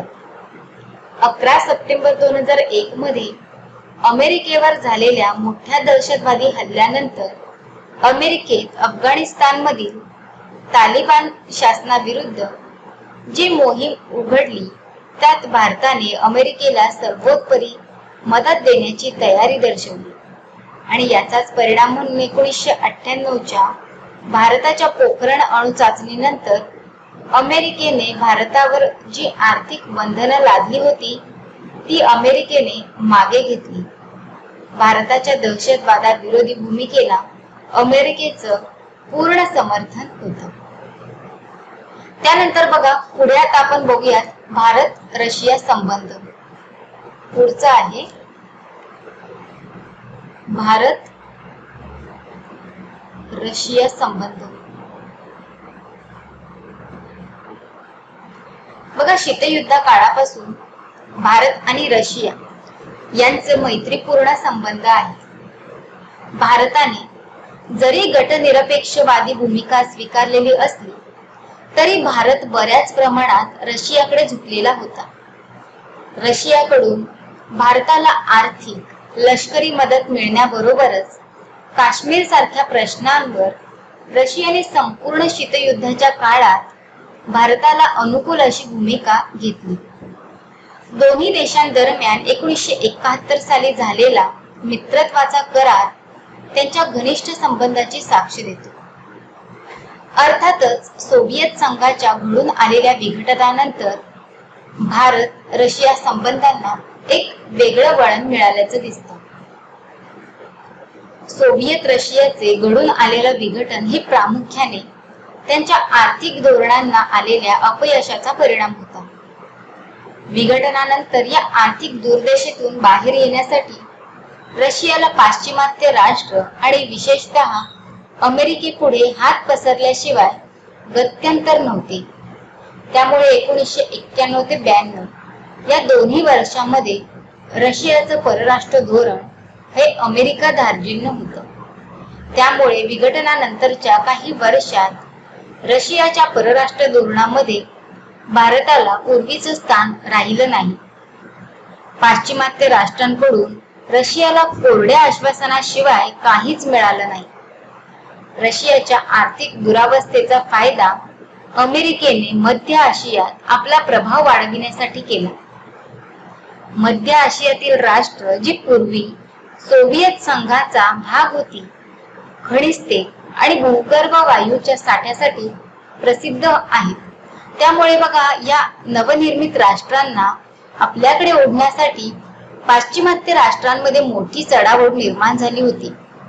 आणि एवढंच नाही तर अमेरिकेने पाश्चिमात्य राष्ट्राची संघटना, संरक्षण संघटना नाटोच्या विस्ताराची 1994 मध्ये योजना बनवून पूर्व युरोपमधील रशियाच्या सहकारी राष्ट्रांना त्यात सामावून घेण्याची योजना आखली.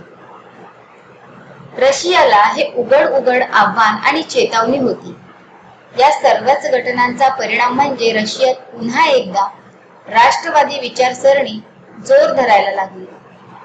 1994 नंतर रशियाने आपल्या परराष्ट्र धोरणात बदल घडवून आणला आणि भारताबरोबर मैत्री दृढ करण्याच्या दिशेने प्रयत्न सुरू झाले. 30 जून 1994 ला भारताचे तत्कालीन प्रधानमंत्री PV नरसिंहराव यांनी बघा रशियाला भेट दिली आणि दोन्ही देशांमध्ये काही महत्त्वपूर्ण करार झाले. भारत आणि रशियाला पुन्हा एकदा सामायिक व्यासपीठावर आणण्यासाठी दोन्ही देशात असलेला धार्मिक मूलतत्ववाद आणि दहशतवादाचा धोका महत्त्वपूर्ण ठरला. रशियाच्या चेचन्या प्रांतात आणि भारताच्या जम्मू काश्मीरमध्ये धार्मिक मूलतत्ववादाने प्रभावित दहशतवादाने उग्र रूप धारण केले. बघा विशेष म्हणजे या दोन्ही प्रांतातील दहशतवादी चळवळींना नैतिक, आर्थिक, राजकीय समर्थन अफगाणिस्तानातील तालिबान सरकारकडून मिळत होतं. अफगाणिस्तान व पाकिस्तानमधून प्रशिक्षित दहशतवादी येथे पाठवले जातात. या दहशतवादाचा सामना संयुक्तपणे करण्यासाठी रशिया आणि चीननं मिळून 1996 साली शांघाय परिषद नावाचं एक व्यासपीठ तयार केलं. या 2 राष्ट्रांशिवाय मध्य आशियातील आणखी 3 राष्ट्रांचा या संघटनेची सदस्य आहेत. भारत या संघटनेचा सदस्य होण्याचा प्रयत्न करत आहे. त्यामुळेच काश्मीरमधील पाकिस्तान पुरस्कृत दहशतवाद विरोधी भारत दीर्घ काळापासून जो लढा चालवत आहे त्याला रशियासह इतर मध्य आशियाई देशाची सहानुभूती मिळेल. गेल्या काही वर्षापासून बघा, भारत मध्य आशियातील खनिज तेल आणि भूगर्भ वायूने समृद्ध असणाऱ्या राष्ट्रांची जवळीक साधण्याचा प्रयत्न करत आहे. भारत जर शांघाय परिषदेचा सदस्य बनला तर भारताच्या या प्रयत्नांना देखील गती येईल. त्यानंतर पुढे आता आपण बघूयात अण्वस्त्र सज्जतेतील राजकीय भूमिका. अण्वस्त्र सज्जतेतील राजकीय भूमिका. बघा, अण्वस्त्र संपन्न देश हा भारत बनलेला आहे. 11 मे 1998 ला भारताने राजस्थानमधील पोखरण येथे दुसऱ्यांदा अणुचाचणी केल्यानंतर दुसऱ्याच दिवशी म्हणजेच 12 मे ला स्वतःला अण्वस्त्र क्षमता असलेला देश म्हणून घोषित केलं. अशा प्रकारे अण्वस्त्र विकासाची क्षमता असलेला आणि स्वतःला अण्वस्त्र संपन्न देश म्हणून घोषित करणारा भारत जगातील 6वा देश आहे. त्यापूर्वी बघा, अमेरिका, रशिया, इंग्लंड, फ्रान्स आणि चीननं स्वतःला अण्वस्त्र संपन्न म्हणून घोषित केलेलं होतं. या 5ही अण्वस्त्र संपन्न राष्ट्रांची अण्वस्त्रांचा विकास करण्यामागे विशिष्ट अशी राजकीय भूमिका आहे. भारताची देखील स्वतःला अण्वस्त्र सज्ज म्हणून घोषित करण्यामागे विशिष्ट राजकीय भूमिका आहे. तर त्यामध्ये सर्वात पहिले बघूयात अण्वस्त्रांची भूमिका. अण्वस्त्रांची भूमिका बघा, दुसऱ्या महायुद्धाच्या शेवटी अमेरिकेने जपानच्या हिरोशिमा आणि नागासाकी या 2 शहरांवर टाकलेल्या अणुबॉम्बमुळे जी प्रचंड जीवित आणि वित्तहानी झाली त्यावरून अण्वस्त्रांच्या विध्वंसक क्षमतेची साक्ष सर्व जगाला पटली. पण याचा आणखी एक परिणाम झाला आणि तो म्हणजे महासत्तेचा एक महत्वपूर्ण निकष म्हणून अण्वस्त्रांचा उदय. जपानवर अणुबॉम्ब टाकल्यामुळे जपानने हार पत्करली. किंबहुना जपानजवळ अण्वस्त्र क्षमता नव्हती. म्हणूनच अमेरिका जपानवर अणुबॉम्ब टाकू शकला. या वास्तविकतेमधून जी गोष्ट स्पष्ट झाली ती म्हणजे अण्वस्त्रांचा एक दहशतीचं साधन म्हणून उपयोग. अमेरिकेकडे ही क्षमता असल्यामुळे स्वाभाविकपणे अमेरिकेला महासत्ता म्हणून गणलं जाऊ लागलं. त्यानंतर सोव्हिएत रशियाने देखील अण्वस्त्र क्षमता प्राप्त करण्याच्या दिशेने प्रयत्न सुरू केले आणि त्यात यश देखील मिळवलं. त्यामुळे या 2 महासत्तांमध्ये समतोल निर्माण होऊ शकला. म्हणूनच संपूर्ण शीतयुद्धाच्या काळात 46 वेळा असे प्रसंग उद्भवले जेव्हा अमेरिका आणि सोव्हिएत संघ यांच्यात अणुयुद्ध होण्याची शक्यता होती. पण तसं झालं नाही, कारण दोघांकडे देखील अण्वस्त्र होती. आणि यावरूनच जी गोष्ट स्पष्ट होते ती म्हणजे अण्वस्त्रांचा प्रत्यक्षात उपयोग करण्यापेक्षा ती जवळ असणं महत्वाचं आहे. त्यामुळे बघा, संरक्षण तर होतच आणि त्याचबरोबर इतर देखील राजकीय लाभ उठवता येतात. परिणामी अण्वस्त्र हे युद्धाचं साधन ठरण्यापेक्षा राजकीय साधन म्हणून अधिक उपयोगात आणलं जात आहे. केवळ अण्वस्त्रांचा धाक दाखवून राजकीय हितसंबंध जोपासता येतात. महात्मा गांधीजींनी देखील अण्वस्त्रांची राजकीय भूमिका फार पूर्वीच ओळखली होती. अण्वस्त्रांच्या दहशतीचं साधन म्हणून वापर शीतयुद्धात मोठ्या प्रमाणावर केला गेला. एका आकडेवारीनुसार बघा, शीतयुद्धाच्या काळात अमेरिका आणि सोव्हिएत रशियाकडून 1.5 लाखांच्या आसपास अण्वस्त्रांची निर्मिती केली गेली होती. त्यानंतर पुढचं बघूयात, आशिया खंडात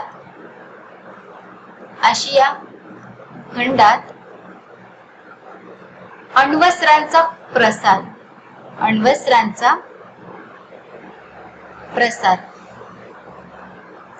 आशिया खंडात अण्वस्त्रांचा प्रसार.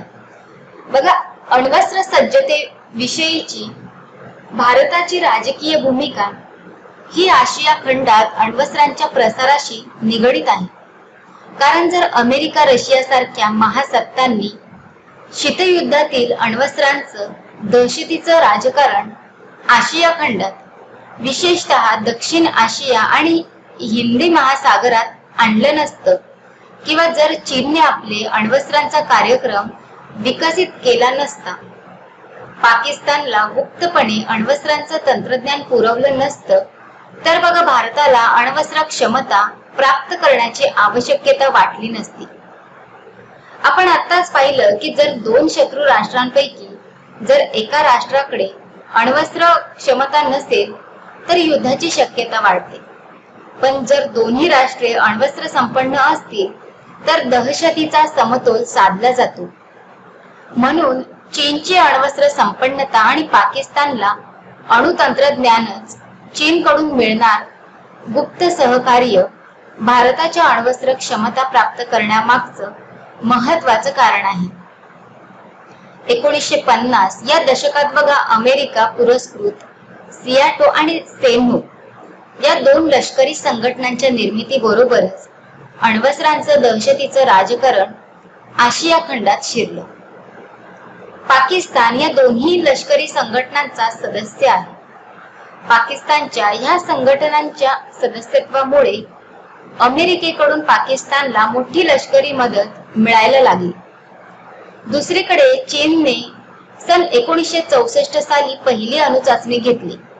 तेव्हापासून सन 2000 पर्यंत बघा, चीनने 40हून अधिक अणुचाचण्या घेतलेल्या.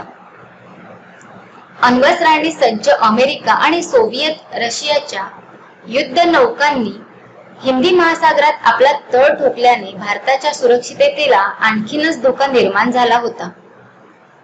पूर्व पाकिस्तानच्या प्रश्नावरून 1971 मध्ये भारत आणि पाकिस्तानमध्ये जे युद्ध सुरू झालं, त्यावेळी भारतावर दहशत निर्माण करण्यासाठी अमेरिकेने आपली USA एंटरप्राइज ही अण्वस्त्र सज्ज असलेली विशाल युद्धनौका बंगालच्या उपसागरात तैनात केली. पाकिस्तानने आपला अण्वस्त्र विकास कार्यक्रम 1972 साली चीन आणि उत्तर कोरियाच्या गुप्त सहकार्याने सुरू केला आणि 1987 पर्यंत पाकिस्तानकडे अण्वस्त्र क्षमता विकसित झाली होती, असा अंदाज संरक्षण तज्ञ व्यक्त करतात. चीन आणि उत्तर कोरियाकडून पाकिस्तानला क्षेपणास्त्र प्राप्त झाले. चीनकडून मिळालेल्या M11 या क्षेपणास्त्राचे पाकिस्तानने बदलून ठेवलेलं नाव आहे गौरी. तर अशा प्रकारे दक्षिण आशियामध्ये अण्वस्त्रांच्या वाढत्या प्रसारामुळे भारताला अण्वस्त्र क्षमता प्राप्त करण्याशिवाय पर्याय नव्हता. त्यानंतर पुढचं बघूयात, अण्वस्त्र सज्जतेमागची भारताची राजकीय भूमिका. अण्वस्त्र सज्जते मागील भारताची राजकीय भूमिका. बघा, अणुशक्तीबाबत भारताची राजकीय भूमिका स्वातंत्र्यानंतर लगेचच स्पष्ट करण्यात आली होती. भारताचा अणुशक्ती विकास कार्यक्रम हा केवळ शांतता आणि विधायक कामासाठी असेल, असं भारताचे पहिले पंतप्रधान जवाहरलाल नेहरूजी यांनी सुरुवातीलाच स्पष्ट केलं होतं. अण्वस्त्र बनविण्याची भारताची कोणतीही योजना नसल्याचं त्यांनी आंतरराष्ट्रीय समुदायाला स्पष्ट केलं होतं. अण्वस्त्रांच्या विध्वंसक परिणामांची जाणीव भारताला होती, म्हणूनच सुरुवातीपासूनच भारतात अण्वस्त्रमुक्त जगाच्या निर्मितीसाठी प्रयत्न सुरू केले होते. या दिशेने संयुक्त राष्ट्र संघटना जे प्रयत्न करत होती त्याला भारताचं पूर्ण समर्थन होते. संयुक्त राष्ट्र संघटनेच्या आमसभेत 19 नोव्हेंबर 1965 रोजी सर्वानुमते निशस्त्रीकरणाचा आणि अण्वस्त्रांच्या समूळ उच्चाटनाचा निर्णय मंजूर केला. याच निर्णयाच्या आधारावर 1968 साली अण्वस्त्र प्रसार बंदीचा करार करण्यात आला. भारत 1965 साली आमसभेने घेतलेल्या निर्णयाशी पूर्ण सहमत होता. पण बघा 1968च्या करारावर मात्र भारताने स्वाक्षरी करण्याचं नाकारलं. 1968चा अण्वस्त्र प्रसार बंदी करार हा पूर्णतः पक्षपाती होता. या कारणानं जगाची विभागणी अण्वस्त्र असलेले देश आणि अण्वस्त्र नसलेले देश अशा 2 गटात केली. या करारानुसार ज्या देशांनी 1968 पर्यंत अण्वस्त्र संपन्नता प्राप्त केली आहे केवळ त्यांनाच अण्वस्त्र बाळगता येतील आणि इतर राष्ट्र अण्वस्त्रांचा विकास करू शकत नाही. 1968 पर्यंत 5 राष्ट्रांकडे अशी अण्वस्त्र संपन्नता होती. ते देश होते America, Soviet Russia, England, France आणि चीन. संयुक्त राष्ट्र संघटनेच्या आमसभेने संपूर्ण निशस्त्रीकरणाचा ठराव मंजूर केला होता आणि हे उद्दिष्ट अण्वस्त्र प्रसार बंदी करारामार्फत पूर्ण होणार नव्हते. या करारात अशी पक्षपाती व्यवस्था निर्माण केली की ज्यात विशिष्ट राष्ट्रांची अण्वस्त्र हुकुमशाही असेल. या कराराच्या पक्षपाती स्वरूपामुळे केवळ 43 देशांनीच हा करार मान्य केला. अण्वस्त्र प्रसार बंदी करार 5 मार्च 1970 साली अस्तित्वात आला. या कराराची मुदत 1995 साली संपली. परिणामी या कराराला अनिश्चित काळापर्यंत मुदतवाढ देण्यासाठी 1995 साली प्रयत्न झाले. अमेरिकेच्या दहशतीच्या राजकारणामुळे अनेक राष्ट्रांनी इच्छा नसताना देखील मुदतवाढीला मान्यता दिली. पण भारत आपल्या भूमिकेवर कायम राहिला आणि ही भूमिका होती जोपर्यंत अण्वस्त्रांचा समूळ उच्चाटनाचं वेळापत्रक ठरवलं जात नाही आणि या करारातला पक्षपातीपणा दूर करून संपूर्ण निशस्त्रीकरणाच्या दिशेने अण्वस्त्र संपन्न देश प्रयत्न करत नाही तोपर्यंत भारत हा करार मान्य करणार नाही. 5 अण्वस्त्र संपन्न देशांची अण्वस्त्रांवरील मक्तेदारी कायम ठेवून इतर राष्ट्रांना ही क्षमता प्राप्त करण्यापासून दूर ठेवण्यासाठी आणखी एक महत्वाकांक्षी प्रयत्न सन 1995 मध्ये झाला आणि तो होता सर्वसमावेशक अणुचाचणी बंदी करार. बघा या करारानुसार म्हणजेच हा करार जेव्हा अस्तित्वात येईल तेव्हापासून कोणत्याही राष्ट्राला अणुचाचणी करता येणार नाही. या करारामध्ये अमेरिका, रशिया, फ्रान्स, इंग्लंड आणि चीनकडे अस्तित्वात असणाऱ्या अण्वस्त्रांना नष्ट करण्यासाठी कोणतीही तरतूद नव्हती. दुसरं म्हणजेच हा करार सर्वसमावेशक नव्हता, कारण प्रयोगशाळांमध्ये संगणकाद्वारे करण्यात येणाऱ्या अणुचाचणीच्या बंदीविषयी यात कोणतीही तरतूद नव्हती. तिसरं म्हणजे की जी राष्ट्र या कराराला मान्य करणार नाहीत त्यांच्यावर बळाचा प्रयोग केला जाईल अशी तरतूद या करारात होती. या 3 पक्षपाती गोष्टींमुळे भारताने या करारावर स्वाक्षरी करण्याचं अमान्य केलं. भारताचा आग्रह हा संपूर्ण निशस्त्रीकरणाचा आहे आणि NPT किंवा CTBT हे दोन्ही करार निशस्त्रीकरणाचे उद्दिष्ट पूर्ण करण्यासाठी असमर्थ आहेत. त्यामुळे ह्या करारांवर स्वाक्षरी न करण्याची 1970 पासूनची भूमिका भारताने कायम ठेवली. त्यानंतर पुढचं बघूयात भारताचा अण्वस्त्र धोरण मसुदा. भारताचा अण्वस्त्र धोरण मसुदा. बघ 12 मे 1998 ला भारताने स्वतःला अण्वस्त्र संपन्न देश म्हणून घोषित केलं. अर्थातच यापूर्वी भारताकडे अण्वस्त्र विकासाची क्षमता होती आणि भारताने आपला पर्याय मोकळा ठेवला होता. याचाच अर्थ असा होता की जेव्हा आवश्यकता असेल तेव्हा भारत अण्वस्त्रांचा विकास करू शकतो. भारताने अण्वस्त्रांची निर्मिती ही प्रामुख्याने 2 कारणांसाठी केली. पहिलं कारण म्हणजे दक्षिण आशियामध्ये अण्वस्त्रांचा वाढता प्रसार, चीन आणि पाकिस्तानची अण्वस्त्र सज्जता यांच्यातील सहकार्य याचा भारताच्या संरक्षणावर गंभीर परिणाम होणार होता. आणि दुसरं कारण म्हणजेच स्वरक्षण. बघा, भारताला अमेरिकेप्रमाणे अण्वस्त्रांचा राजकीय लाभ उठवायचा नाही, तर स्वरक्षणाची भूमिका यामागे महत्वाची आहे. 17 ऑगस्ट 1999 ला भारताने आपला अणुशक्ती मसुदा घोषित केला. या मसुद्यामध्ये बघा अण्वस्त्र सज्जतेमागची भारताची राजकीय भूमिका स्पष्ट होते. या मसुद्याची ठळक वैशिष्ट्य कोणती आहेत तर त्यामध्ये आहे की भारताच्या अणुशक्ती कार्यक्रमाचा मुख्य उद्देश अणुशक्तीच्या विकासात्मक कार्यक्रमासाठी उपयोग करणे हा आहे. दुसरा म्हणजे आर्थिक, सामाजिक, विज्ञान तंत्रज्ञानातील प्रगतीप्रमाणेच संरक्षण हे क्षेत्र देखील विकासात्मक कार्यक्रमाचा भाग आहे. त्यामुळे संरक्षणासाठी अणुशक्तीचा वापर केला जाईल. तिसरं म्हणजेच भारत आपल्या संरक्षणासाठी आवश्यक तेवढी कमीत कमी अण्वस्त्र सज्जता प्राप्त करेल आणि यासाठी हा शब्दप्रयोग करण्यात आला आहे. चौथा आहे भारत अण्वस्त्रांचा उपयोग प्रथम करणार नाही. जर भारतावर अण्वस्त्रांचा हल्ला झालाच तर प्रत्युत्तर म्हणून याचा वापर करेल.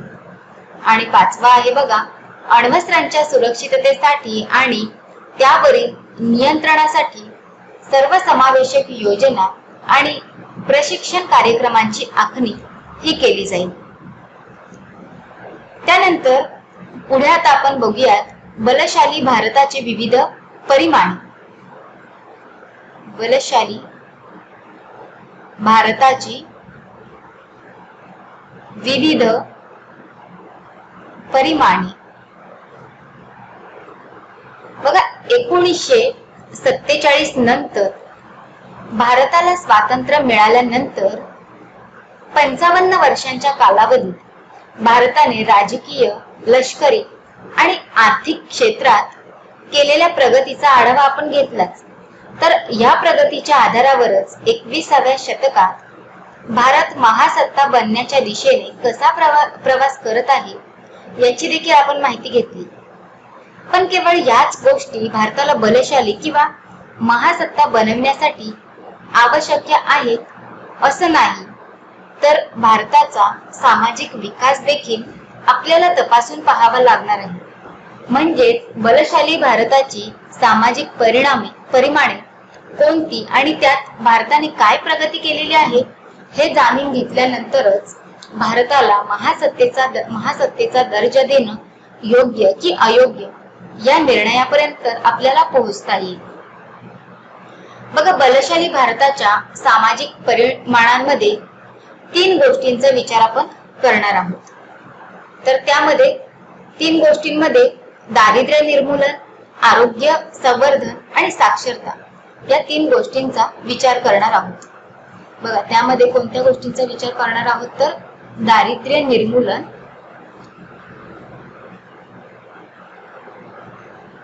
दुसरं म्हणजेच आरोग्य संवर्धन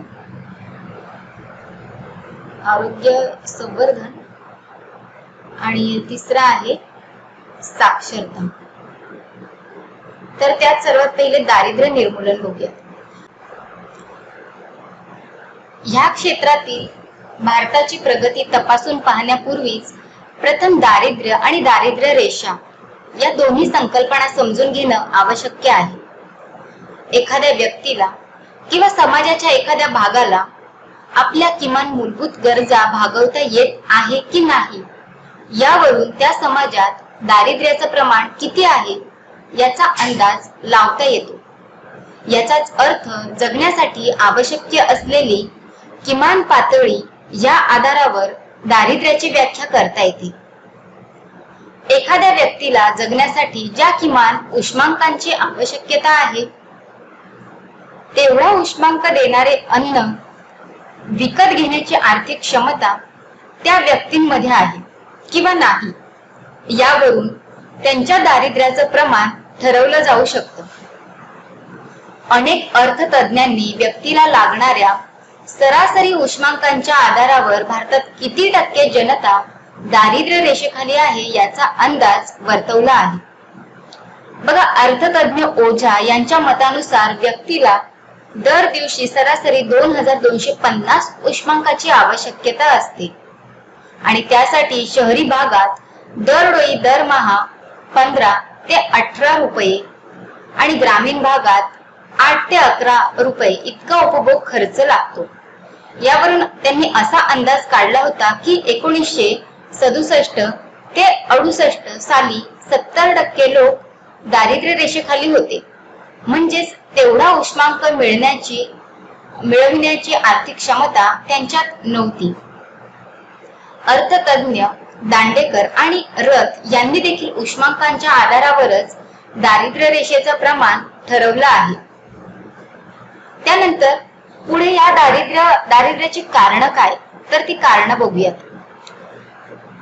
भारतातील दारिद्र्य रेषेखालचं जनतेचं प्रमाण हे जरी सतत घटत असलं तरी बघा 25% जनता दारिद्र्य रेषेखाली आहे.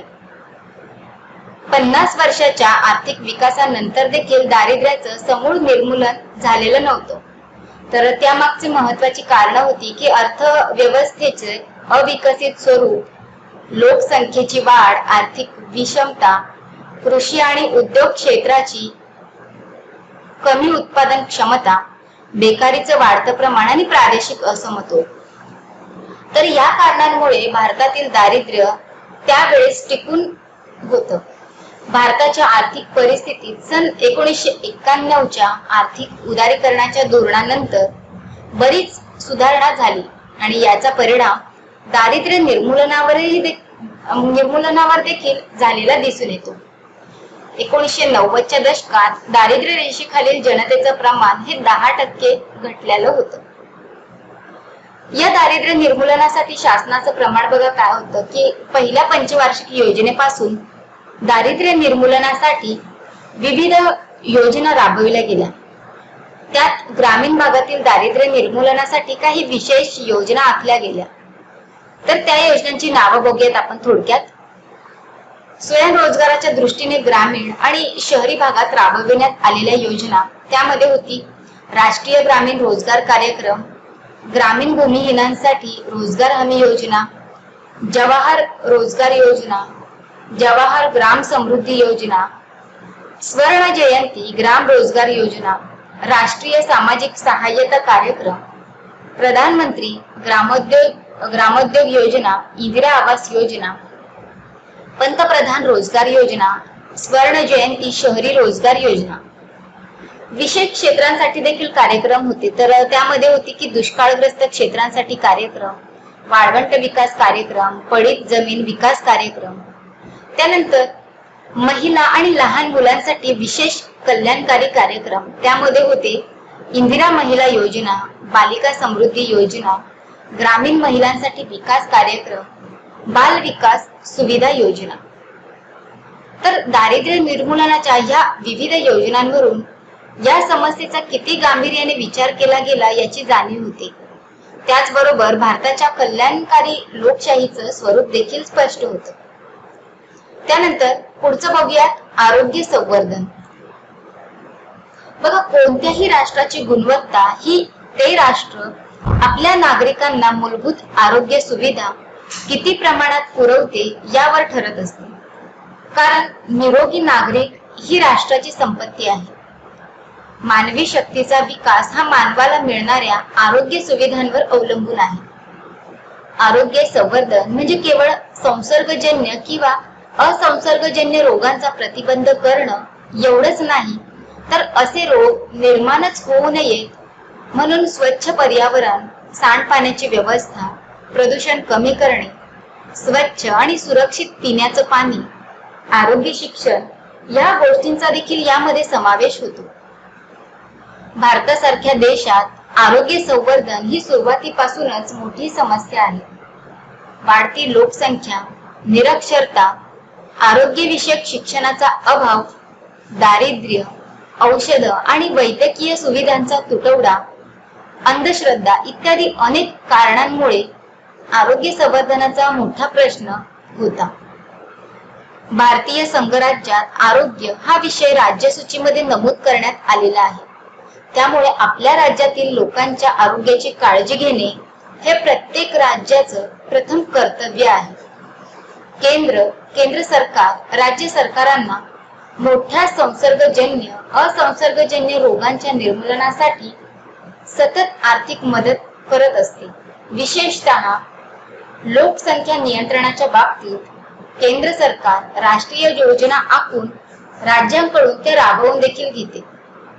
माता आणि लहान मुलांची काळजी, स्वच्छ आणि सुरक्षित पिण्याचं पाणी याविषयी अनेक राष्ट्रीय योजना आखल्या गेल्या. केंद्रीय अर्थसंकल्पात आरोग्य संवर्धनासाठी साधारणतः 1000 कोटींची तरतूद ही दरवर्षी केली जाते. हिवताप, क्षयरोग, कुष्ठरोग, एड्स आणि अंधत्व या रोगांच्या प्रतिबंधासाठी केंद्र सरकारकडून राष्ट्रीय योजना चालवल्या जातात. त्यामध्ये राष्ट्रीय आरोग्य कार्यक्रम बघूया. त्यामधला सर्वात पहिला आहे बघा राष्ट्रीय मलेरिया निर्मूलन कार्यक्रम. 1970च्या दशकात मलेरिया रोगाचे प्रमाण 70 लाखांच्या आसपास होते. ते आता कमी होऊन साधारणतः 25 लाखापर्यंत आलेलं आहे. त्यानंतर पुढचा आहे क्षयरोग. याचं प्रमाण देशात अधिक असून स्वरूप देखील गंभीर आहे. भारतात साधारणतः 1.5 कोटींच्या आसपास क्षयरोगाचे रुग्ण असून दरवर्षी 15 ते 20 लाख लोकांना या रोगाची लागण होते. क्षयरोगाच्या प्रतिबंधासाठी प्रत्येक जिल्ह्यात क्षयरोग केंद्र उभारण्यात आली आहेत. तसेच क्षयरोगाचा शोध घेऊन त्याच्यावर उपचार करण्यासाठी राष्ट्रीय क्षयरोग नियंत्रण कार्यक्रमाची सुरुवात देखील केलेली आहे. त्यानंतर पुढचा आहे कुष्ठरोग. जगातील एकूण कुष्ठरोग्यांपैकी अर्धे कुष्ठरोगी भारतात राहतात. बघा, या रोगावर नियंत्रण ठेवण्यासाठी 1955 पासून देशात राष्ट्रीय कुष्ठरोग नियंत्रण कार्यक्रम राबविण्यात येत आहे. 1980 नंतर या कार्यक्रमाची व्याप्ती वाढविण्यात आली. त्यानंतर पुढचा आहे अंधत्व. जगातील एकूण 3 कोटी अंध व्यक्तींपैकी 60 लाख भारतात आहेत. या अंधांपैकी 80% लोकांना अंधपणा मोतीबिंदूमुळे आलेला आहे.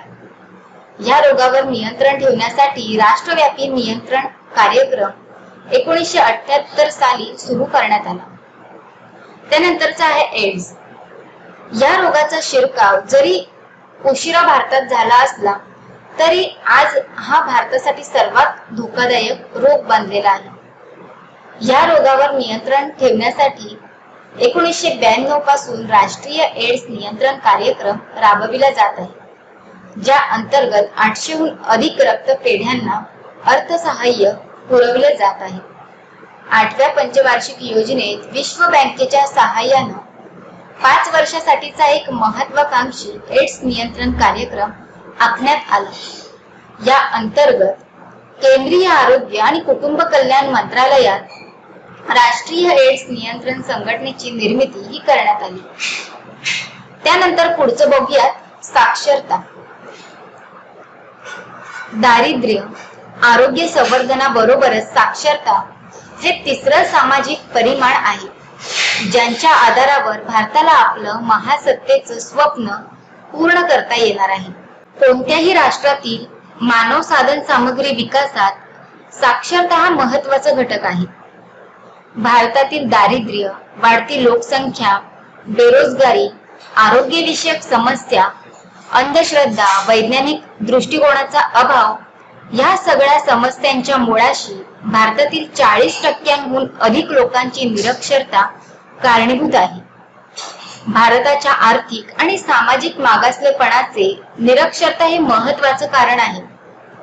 भारत जेव्हा स्वतंत्र झाला तेव्हा बघा निरक्षरतेचं प्रमाण सर्वाधिक होतं. भारतातील योजनाकर्त्यांनी सामाजिक क्षेत्राच्या विकासामध्ये शिक्षणाला अग्रक्रम दिला. पहिल्या पंचवार्षिक योजनेपासून तर 10व्या पंचवार्षिक योजनेपर्यंत साक्षरतेच्या संदर्भात राबविलेल्या विविध कार्यक्रमांद्वारे निरक्षरतेचं प्रमाण हे 70% 40% खाली आणलं. स्वातंत्र्याच्या पूर्वी शिक्षणाच्या प्रसारासाठी सन 1935 साली केंद्रीय शिक्षण सल्लागार मंडळाची निर्मिती करण्यात आली. स्वतंत्र भारताचे शिक्षण विषयक धोरण ठरविण्यात त्यांच्या विकासात या मंडळाचं योगदान मोठं आहे. शिक्षणाच्या प्रसाराच्या दृष्टीने 3 कार्यक्रम आणि धोरण हे महत्वपूर्ण आहेत. त्यातलं पहिलं म्हणजे शिक्षण विषयक राष्ट्रीय धोरण, दुसरा आहे शिक्षण विषयक कृती योजना आणि तिसरा आहे की या दोन्ही धोरणांचे सुधारित रूप. पहिल्या पंचवार्षिक योजनेच्या काळात शिक्षणासाठी 153 कोटींची तरतूद करण्यात आली होती. ती 8व्या पंचवार्षिक योजनेच्या काळात बघा वाढवून रुपये 19,600 कोटी एवढी झाली. यावरूनच शिक्षण विषयक विविध कार्यक्रमांची वाढलेली व्याप्ती लक्षात येईल. त्यापैकी बघा यापैकी सर्वाधिक पैसा हा प्राथमिक शिक्षणावर खर्च केला जातो. सन 1986च्या शिक्षण विषयक राष्ट्रीय धोरणानुसार 14 वर्षापर्यंतच्या सर्व मुला-मुलींना शिक्षण मोफत आणि सक्तीचं करण्यात आलं आहे.